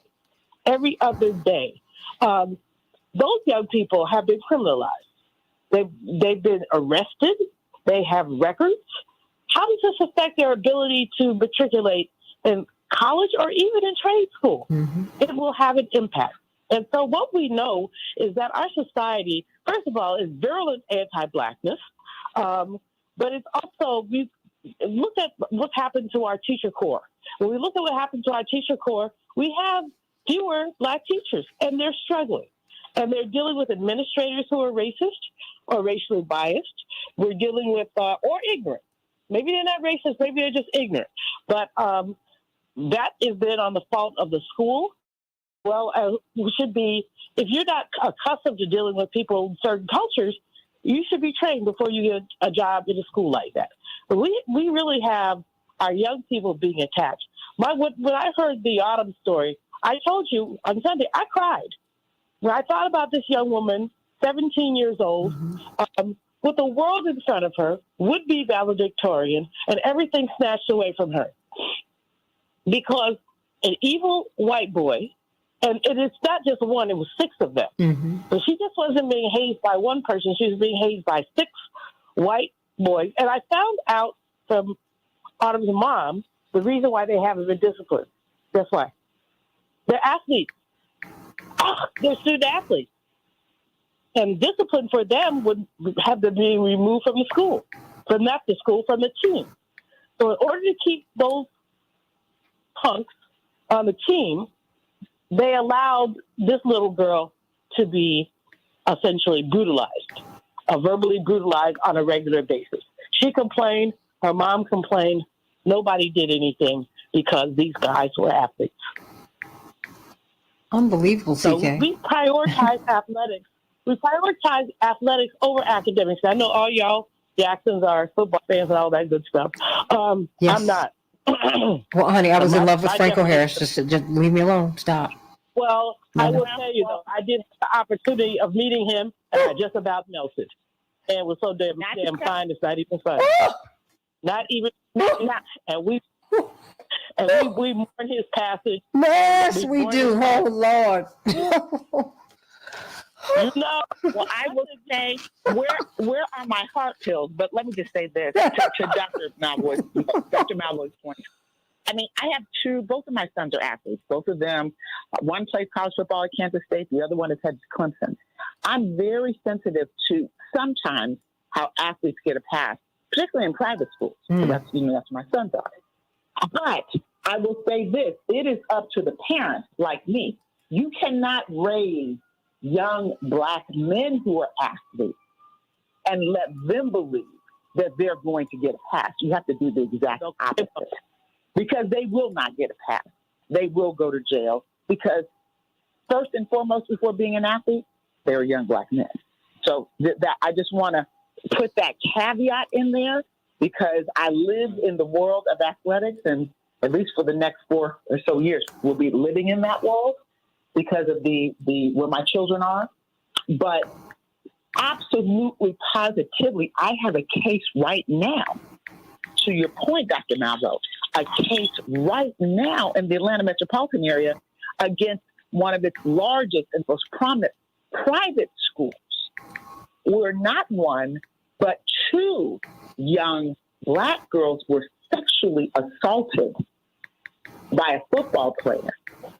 And the school took the side of the football player, because he had been recruited and all this kind of stuff, of the football player initially, didn't believe the first student. Her parents, she had been at that school since she was in 3rd grade. Her parents took her out of the school, and then he did it again to another Black student. So I say this to say, and then of course, the school had no choice, and he was tried and convicted on the first case, and then took a plea on the second case. So my point to you is, yes, athletes in some instances, they really, really do get a lot of favoritism,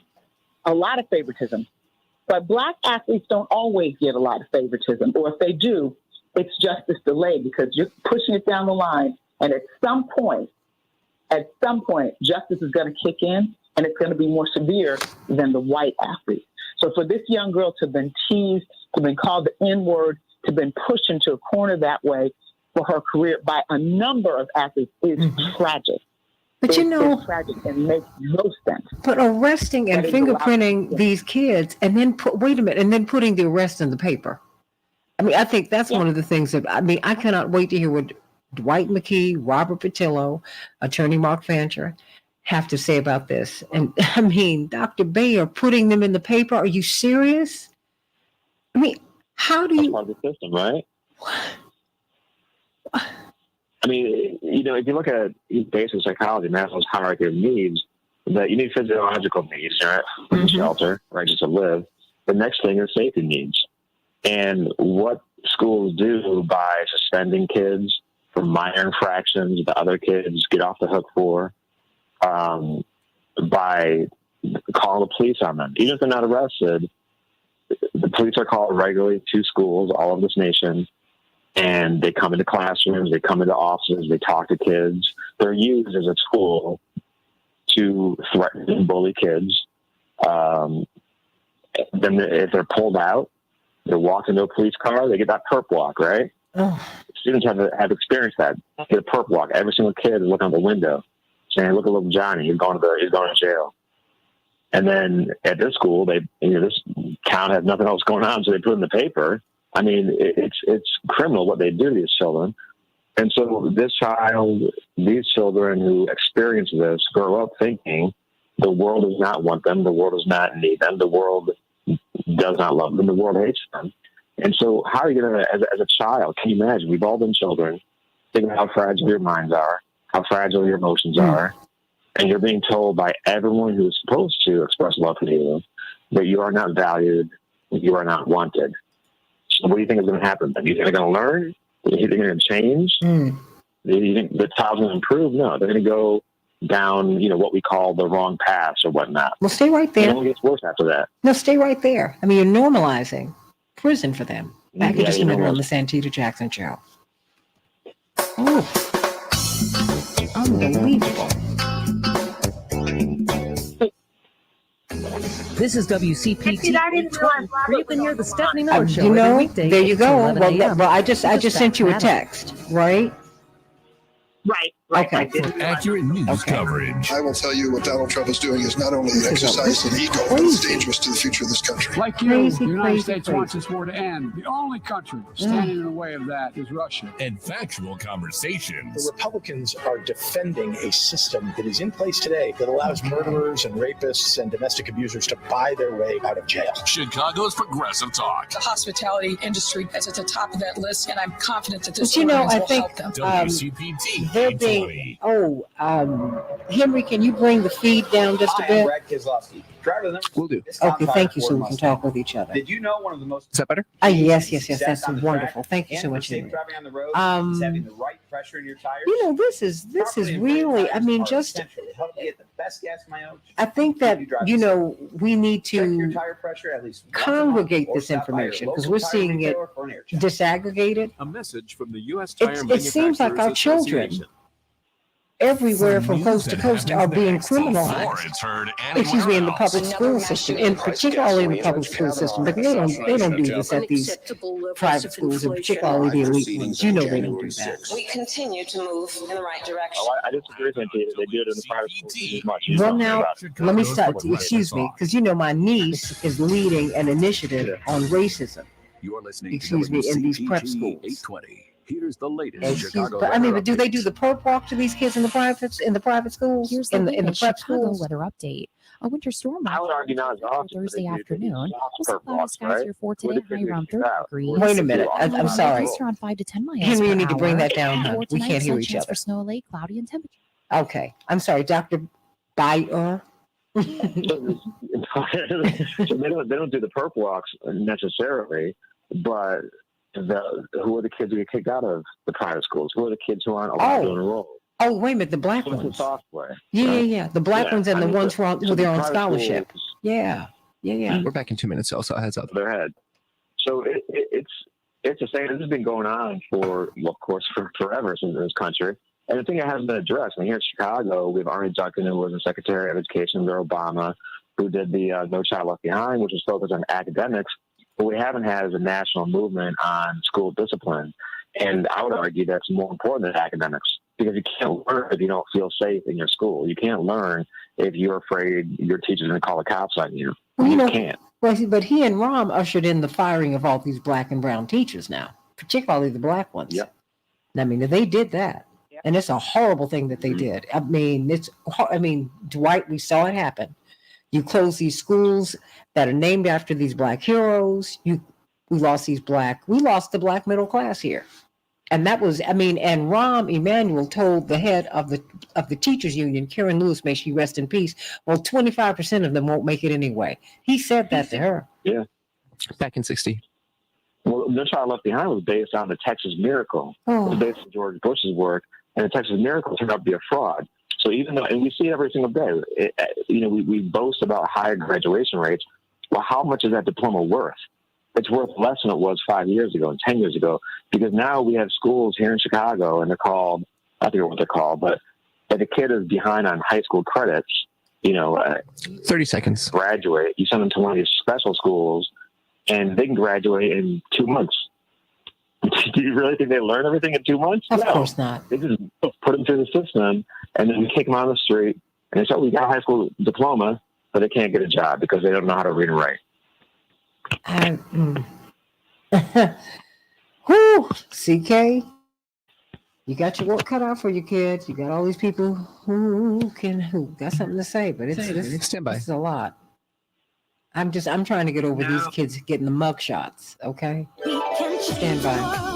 Change the world, change the world. We can change the world. We can change the world, change the world. This is the Santita Jackson Show. War and hate to a place of love. It's not too late. Gotta save the children. We can't wait. Let's change the world. I am green. Hey everybody, welcome back to the Santita Jackson Show, WCPT 820, the nation's largest progressive talk radio station, and 8950 Radio, the voice of progressive Minnesota, getting ready for a winter storm. It's already started. Matt, I'm seeing you up there in Minneapolis, St. Paul. Stay warm, my dear, dear, dear, sweet, sweet friend. And here in Chicago, it's going to begin tomorrow. They say at the beginning of the afternoon. They're pretty accurate about these things, but it might even begin earlier than that. So we will see. Attorney C.K. Hoffler, of course, we have got Dr. Julianne Malveaux, the brilliant economist, president emeritus of Bennett College for Women, and the co-chair of the Push for Excellence program. Let me not forget that. And the dean of ethnic studies at Cal State Los Angeles, and radio host and pundit. She can't stop working because the brilliance is off the charts. We've got attorney Mark Fancher, who we're going to hear from shortly, brilliant author and critic and civil libertarian, brilliant lawyer. Of course, Dwight McKee, can't wait to hear from him, brilliant social scientist. Who else do we have? We have Dr. Michael Byer, former Chicago Public School principal. I got to say it 50 times, CK, so I can get it right. And of course, he is an educator and an education really helping us to just get on point, everybody. And attorney Robert Patillo, we didn't even realize that Robert was there, being so quiet, brilliant civil rights lawyer, Rainbow Push. And of course, from the, both of you have shows on WAOK. He's every Sunday from 1 to 4 Eastern Standard Time. And of course, you're every Tuesday at 11 a.m. Eastern Standard Time. CK, we got a lot of people to hear from. Take it away. Well, I think, Robert Patillo, who you introduced brilliantly, but I think what people also miss in this equation is that he's really an outstanding lawyer and provides great legal analyses as well. Robert, what do you have to say about all this? This is, I believe it's incredible. It's disgraceful, quite frankly. And I just want to know how legal it is, how legally permissible it is to put mugshots of children. It seems to me as though there are privacy issues, there are juvenile, there are rules relative to being able to publicize I don't know if they put their photographs, their names. It seems like there'd be some legal issues surrounding that. That's my instinct. That's my sense, and something definitely we need to look into. Robert, what do you say? Well, no, it was interesting listening to the conversation because it's more of America being exactly the same, because all the stuff you guys are talking about happened to me while I was in school. When I was in 5th grade, the little white girl named Amanda accused me of touching her butt on the school bus. What actually happened was we were getting off, the bus stopped, everybody lurched forward, and everybody bumped, and then we stopped and went back. So I went to the principal, and instead of just talking to me or talking to the bus driver or anything, explaining what happened, they put me in handcuffs to walk me through the school and tried to. Yeah, that happened to me. And they put me in handcuffs, walked me through the school, walked me to the principal's office. They didn't call my mom. They called the Columbus, Georgia Police Department to come in and talk to me. And they were ready to arrest me in 5th grade for the bus stopping. And so I think one of the coaches, actually it was my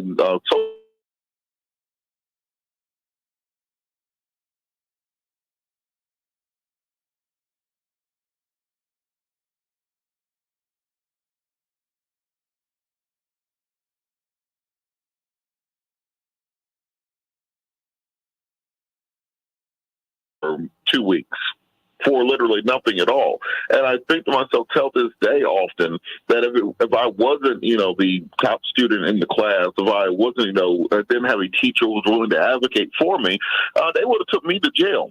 And that would have been on my record permanently going forward. They would have had me in the alternative school program. They will change the entire trajectory of my life. More than likely would not be here right now without Mr. Weeks standing up and advocating for me. So it's not as if these things are completely theoretical. And it happens throughout. It's almost a gauntlet for young black boys trying to make it through the school system without being put into the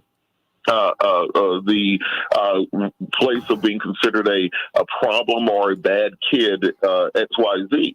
Then it keeps going forward. When I was a junior in high school, speaking to my guidance counselor, I said, well, I want to go to MIT. I want to be an aerospace engineer. He said, well, maybe we can send you to Columbus Tech and get you a technical degree to work on HVAC and those sorts of things. I said to him, that's fine for some people, but that's not exactly what I was looking for. So when you have the twin enemies of low expectations and over criminalization, the ability to make it out of that system in any way, shape, or form, and into prosperity. We talk about the number of young black boys that don't make it through school, but we don't talk about the system that is failing them, that is doing everything they can to push them out of that. And it's important for us to understand that system still exists today. That was 25-ish years ago, and things are not much different now. And of course, there have to be privacy concerns with regards to publishing these photos. Of course, there have to be concerns with the mental trauma, because we're not exactly bringing in grief counselors and people to talk to students if they are falsely accused. We have this presumption in American society that black folks, for some reason, are just physically and mentally stronger, and those get over things, and that is the traumatic experience like that won't affect them academically, won't affect their relationships with law enforcement, won't affect their relationship with women going forward. So we have to start taking a holistic approach to how we see these things and start humanizing black boys. There's a conceptualization in social science called age overestimation. We saw this very much in the Trayvon Martin case and Tamir Rice case, where American society, if they see a 12-year-old white boy named Timmy, they see a child. If they see a 12-year-old black boy named Trayvon in a hoodie, they see a grown man, and they treat them as such. And we have to work in our communities to put our people in school, so we have somebody to stand up, someone to advocate, someone who sees them as a child, someone to treat them as such, to provide the resources necessary, because we are ruining our next generation while they're still in the nest and not giving them the opportunity to go forward. And as I said, it didn't call my parents. They didn't call me when I knew. It just happened to be one teacher that really believed in me, that stood up for me, and we have to put more of them around to protect our young boys. And our young girls, Hello. You know, Santita, we don't need to forget Jaisa Scott, and almost 15 years ago, in Pinellas County, Florida. She was 5 years old, and she was having a meltdown. I know y'all remember this case. And the principal came in, was threatening her, standing over her, and threatening her. Then the police came, put her in handcuffs, they were zip ties, and then they took her and put her in shackles over her ankles in the back of the police car for 3.5 hours, and tried to Baker Act her, which in Florida, that means they try to institutionalize her, and would not allow her mother to take custody of her for 3.5 hours. That was the case I actually had. That happened 15, almost 20 years ago in Pinellas County, Florida. A young black girl, 5 years old, having a meltdown like, by the way, a lot of the other kids. And so, this is really, really something that we have to pay attention to, whether they have emotional, developmental issues or not. It's happening at alarming rates. And I think COVID has made it worse. COVID has made it worse, Santita. Santita, let me hop in. I'm glad that CK mentioned the case of the young girl in Florida. I can never forget it, because she was such a tiny little thing. Mm-hmm. And you saw her, in handcuffs, in shackles. But when Attorney Patillo, my dear friend, talked about black men, I just wanted to say, this also happens to black girls. Look at what's happened to Autumn, so many others. There's been research. A young lady who used to work at the Urban League has a book out that talks about the way black girls are seen as adults as early as 9 years old. As early as 9 years old, seen as adults, and because they're seen as adults, are treated as adults. Mm-hmm. That adultification study out of Georgetown. The adultification of black girls. It's unbelievable. But what we have forgotten, we don't see black children as children. Mm-hmm. We see white children as children, but black children are seen as adults. They're seen as frightening. I mean, I just go back in my own personal history when I used to go to visit the elementary school my nephew was at. He's a tall kid. He's 6'5" now, but he was always tall. The white teacher had him removed from the classroom because she was afraid of him. Mm. Now, this boy is as meek and mild as anybody you know. When he's not using my mouth, which he does sometimes. We have the same birthday. But he's about as meek and as mild as this, yes, ma'am, yes, sir. She was afraid of him. And when she articulated her fear, she said she did not ever want to see a black man, this is a third grader, standing that close to her.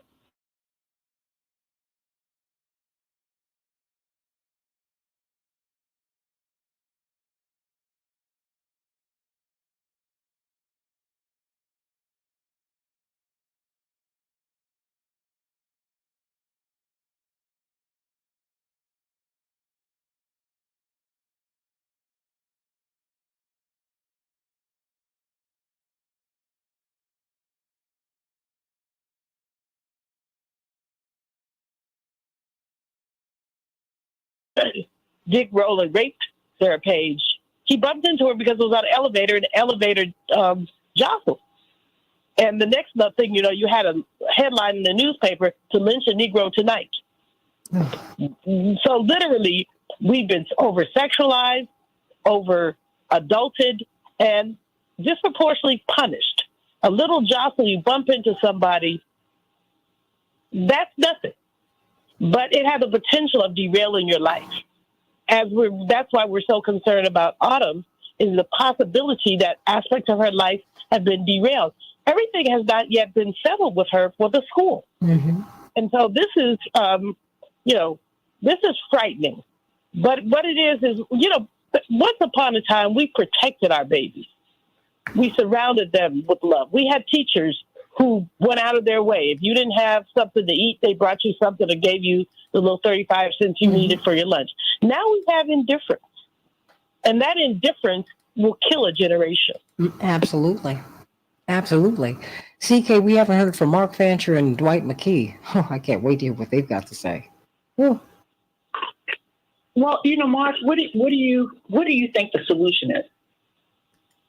Well, the solutions are already there. All of these things are in many cases just patently illegal. There are potential Fourth Amendment violations where there are unreasonable seizures and excessive force used when kids are handcuffed. The Americans with Disabilities Act provides that you can't exclude or discriminate against people with disabilities, and when they have them, you have to make reasonable modifications and accommodations for them. The Federal Rehabilitation Act provides that recipients of federal funds can't discriminate against people with disabilities, so it's just a matter of enforcement of laws that are already on the books. But while we're talking about one case today, we have to remain mindful of the fact that this is pervasive. It happens all the time, nationally. Back in 2012, the Department of Education's Civil Rights Unit did a study that showed that at that time, 12% had disabilities, but they accounted for 75% of the students who were placed in handcuffs or other physical restraints. And then when you look at black students in particular, they constituted about 19% of those with disabilities, but they also accounted for 36% of those who were subjected to handcuffing. So you've got discrimination both with respect to disabilities and race. And to make it even more personal and up close, for me, I represented a 7-year-old child several years ago in Flint, which because of the water crisis resulted in many of the children having disabilities, and he dealt with ADHD. He was 7 years old. He was in an after-school program. And at a certain point, he kicked a refreshment cart and ran up and down on the bleachers. Instead of referring to his individualized education program, which was developed for him, which provided that if he had an episode, his mom was to be called, they instead called the police. The police arrived. They immediately put this 7-year-old in handcuffs. They called mom and said, "Come get your child." She came, found him in handcuffs, and was outraged and demanded that he be released immediately, but they couldn't release him because the police officer didn't have the key. And he was left in cuffs for a full hour before they were finally able to release him. So that's just one of so many examples of what happens nationally, daily. And this is just with children who have disabilities.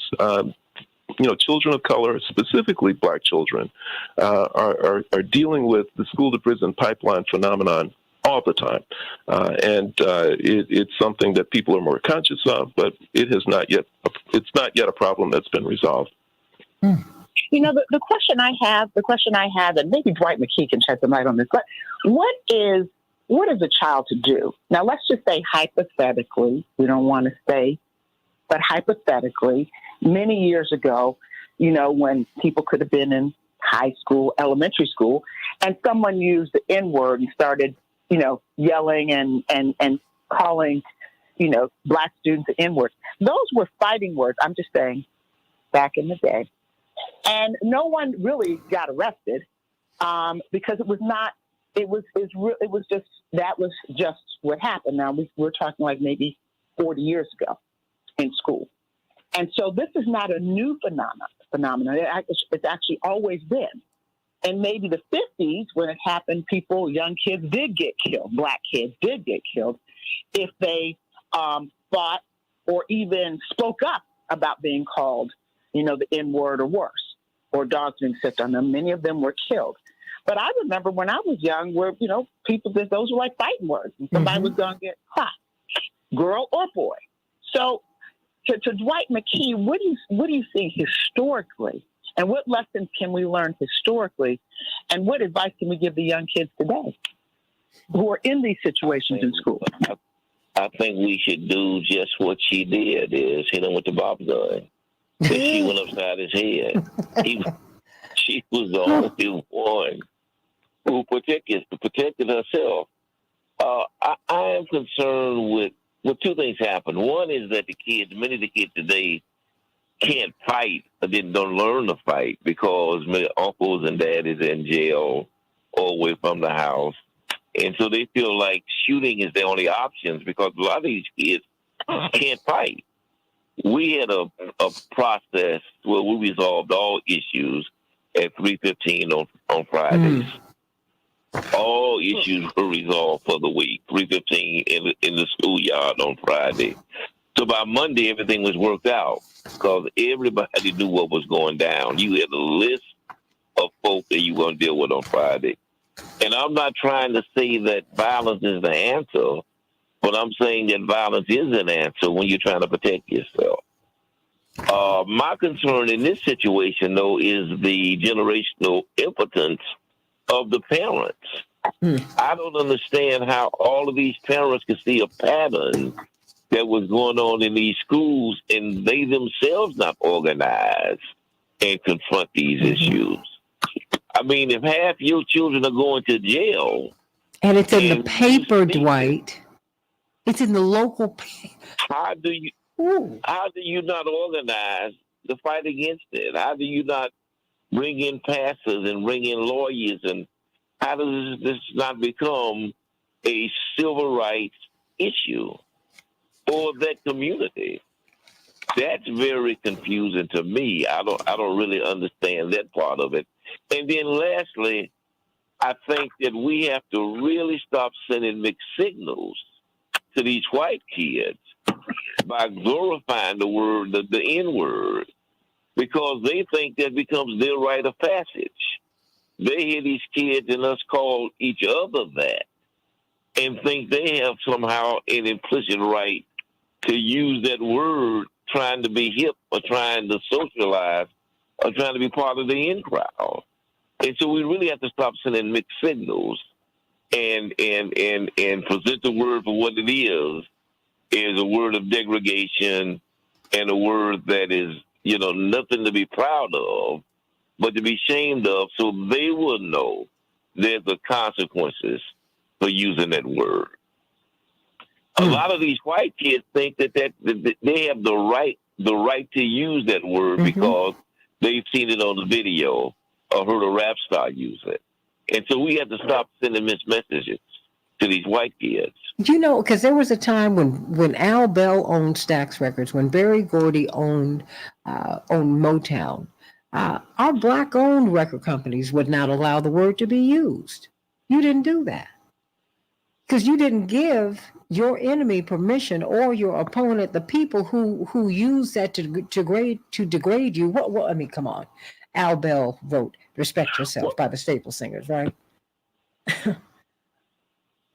But Santita, on that point, sorry to jump in. I think also we have to look at it from a federal level. Additionally, I think there's no reason that we can't challenge the FCC to find out why exactly you can say the N-word on the radio. Apparently, you can put that in an album and be released. Now, if you say something about the Jewish community, that album will never be released. You say something about the LGBTQ IAPK plus community, that album will never be released. You use any slur about any other group, they're not playing the album. They're not putting the video on TV. The record labels won't sign you. Wait. When I spelled it this week, I was reprimanded, and I'm not mad. I was reprimanded.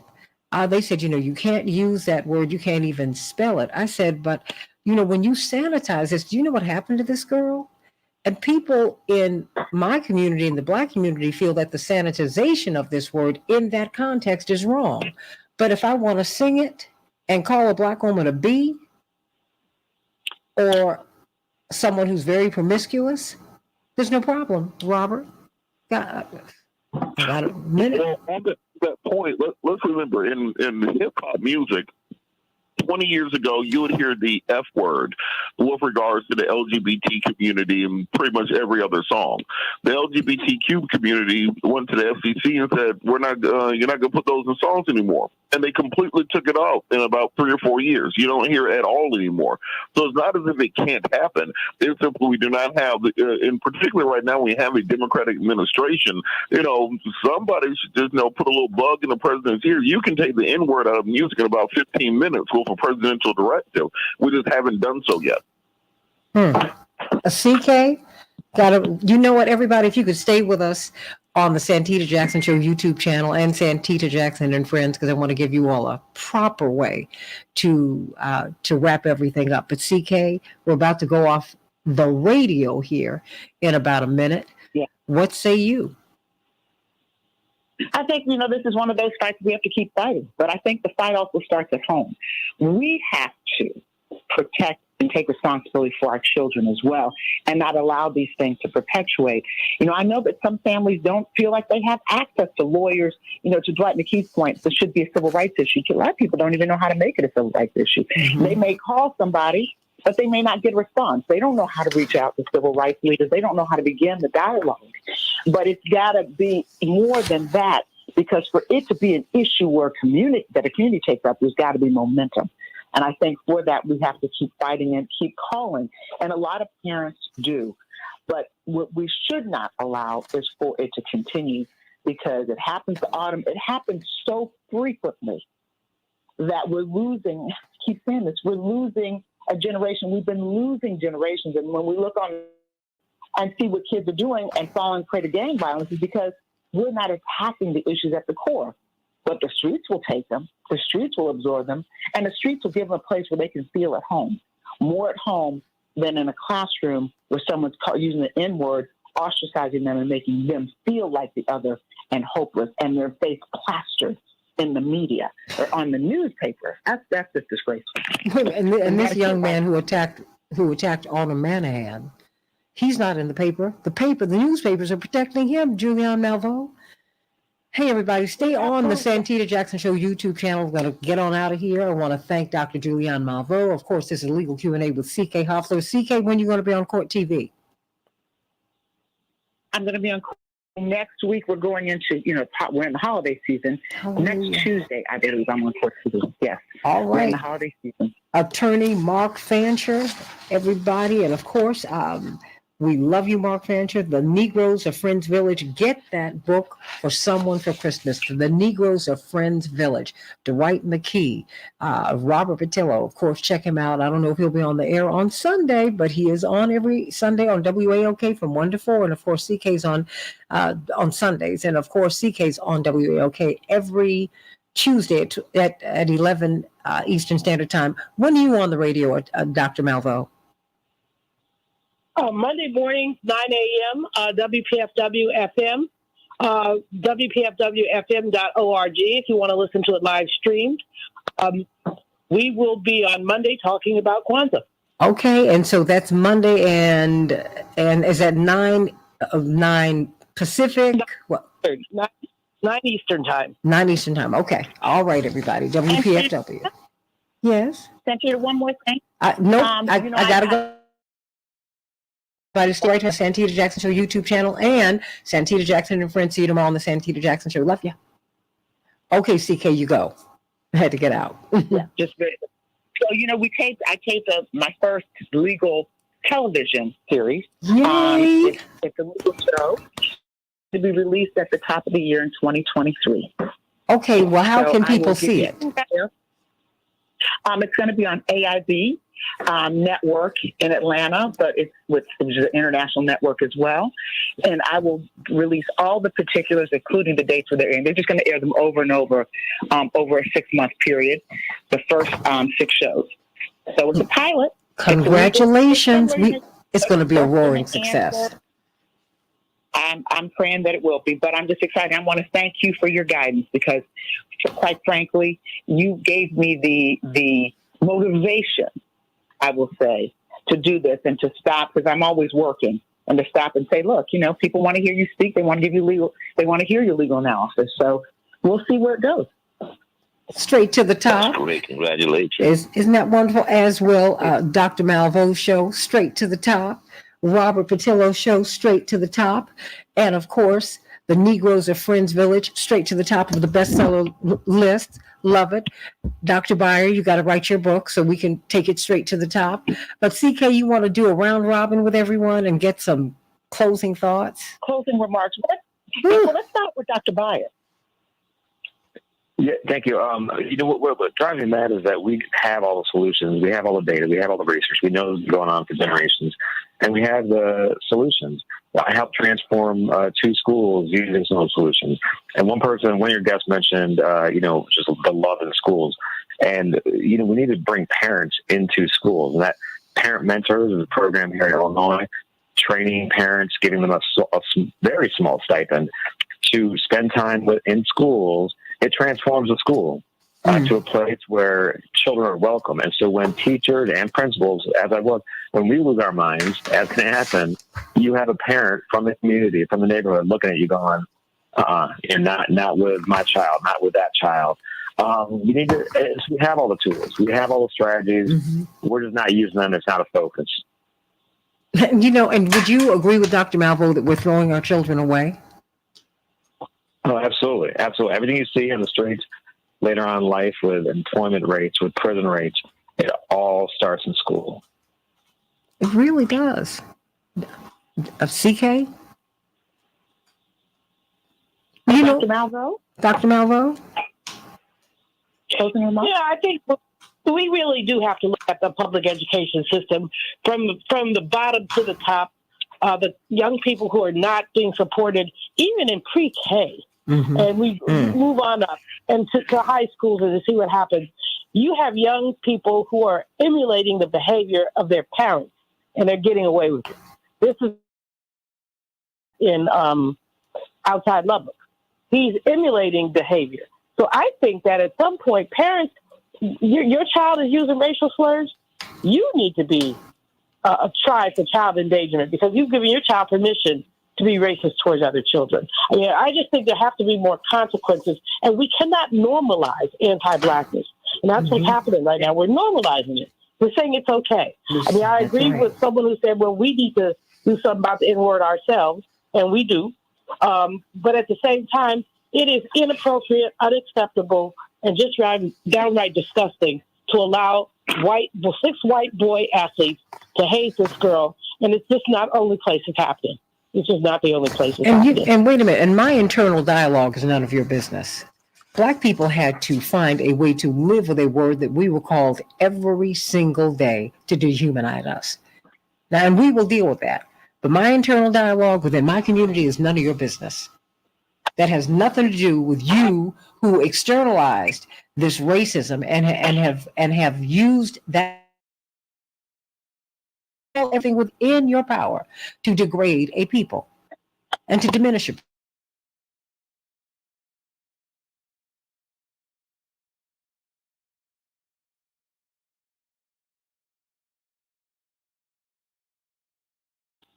Yes. Do you have any closing thoughts? Yes. Oh, What, okay. Dwight, what about putting these kids in the think- newspaper? Oh, gosh. I think it's a shame, but I think that we really have to build in consequences to this behavior. Is that one of the things that the Jewish community demonstrated in the last 2 or 3 months is that when you're out of order with them, there are consequences to be paid. That Brother Yee, who was the biggest artist in the world, who had $2 or $3 billion in the bank and net worth, was reduced to a shell of himself because he used the wrong words at the wrong time. Kid Kyrie, who was a basketball player, making $40 million a year, posted a video that they didn't approve of, and they made him publicly apologize and gave him a public flogging. They build in consequences as a community for people who violate them. And we need that same kind of point of reference for ourselves. Is we need to be situated in such a way as when people violate us as a community, the implications and the consequences community. We have to make that part of our social situation. Mark Fancher, what say you? Mark, you still there? Well, what about Robert Patillo?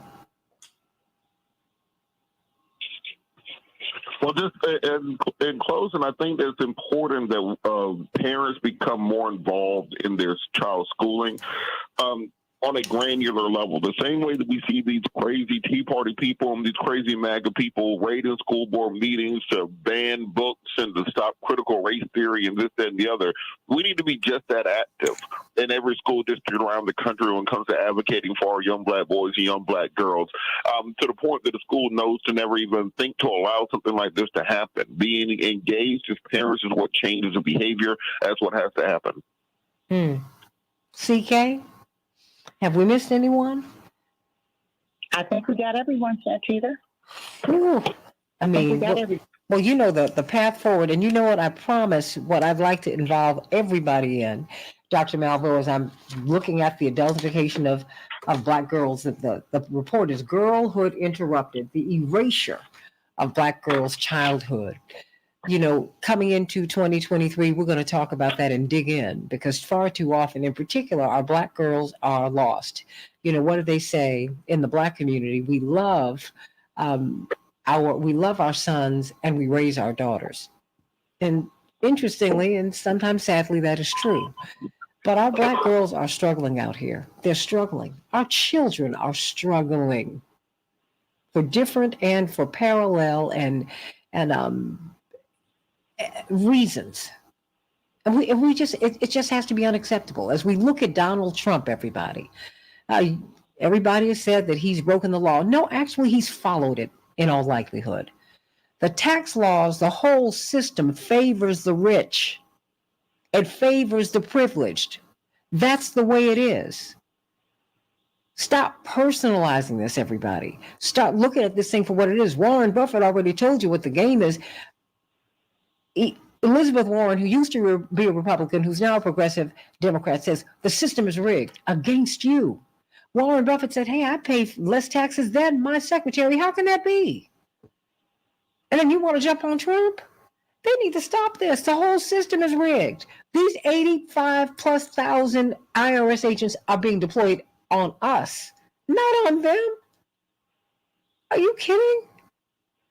Open your eyes. All of this rot and this, and CK and Dr. Malvo and everyone here, all of the corruption in the system is being exposed.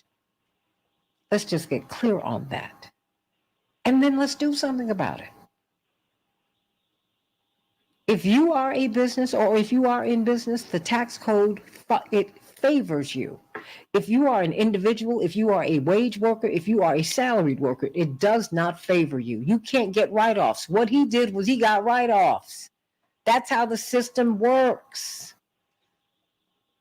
And it works when you work it. And if I heard him say that, Dr. Malvo, at the Wall Street conference when he was there, 24 years ago. He said, you all need to understand how the system works. He was talking to black business persons. He said, if you understand how the system works, you can work it. You need to understand, we need to understand this thing. Understand it. CK? Yes, Santita, I'm going to have to run, but it's a great show. Great show. One more time, how can we see your show? Congratulations, CK. Thank you. Congratulations, CK. CK, one more time, plug the show. It's going to be on AIB Network at the top of the year. I will find out today exactly what days at the top of the year. It's a 6-part series on Know Your Rights with CK Hoffler. Know Your Legal Rights with CK Hoffler. And I address issues, everything from voting to immigration to the top issues in 2022 and what we expect in 2023 from a legal standpoint to NIL, name, image, and likeness, and really from the standpoint of setting the analysis, the legal analysis, but then going into the social justice component and trying to find solutions. So I'm excited about it. So I will definitely share with all of our audiences. I love it, and I'm so glad that Dr. Malvo has her radio show. Dr. Malvo, give us just a little bug about your radio show and give us and plug it. You know, it's politics, economics, gender, and race, the stuff I always talk about. WPFWFM.org is where you can listen to it live Monday mornings at 9 a.m. Eastern, and various guests. I play with. I can't say it's just about economics. I talk a lot about economics, but a lot about other stuff too. In fact, on Monday, we started this program off talking about, of course, the January 6th hearings and their outcome, but then pivoted to talk about autumn and what's happening in London, and got a lot of feedback from teachers who had great ideas and thoughts for her. So I enjoy doing the program, and so we'll be doing it.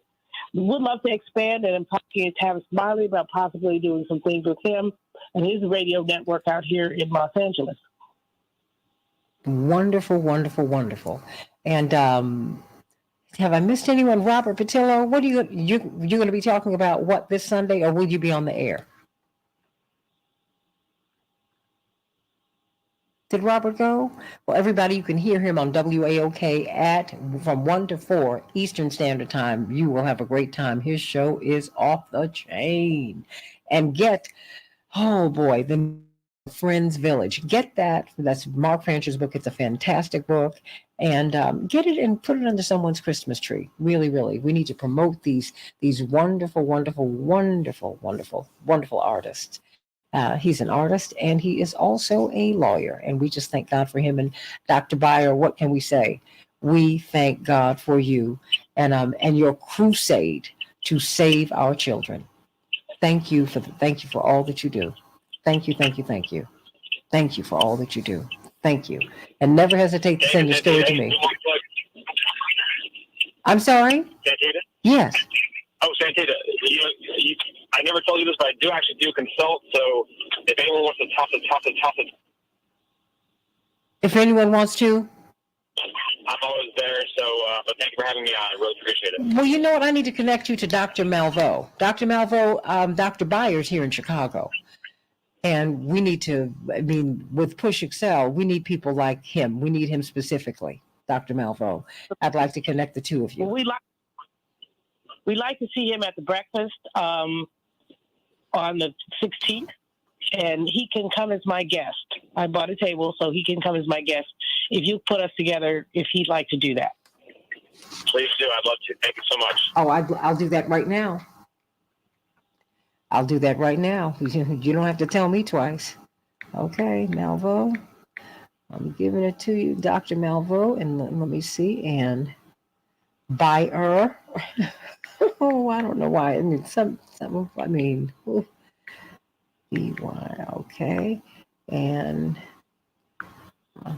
Okay, I'm going to give you all my love, and I'm going to get on out of here so I can get on with the rest of the day. But I love you, Dr. Malvo, and I will talk with you within the next few hours.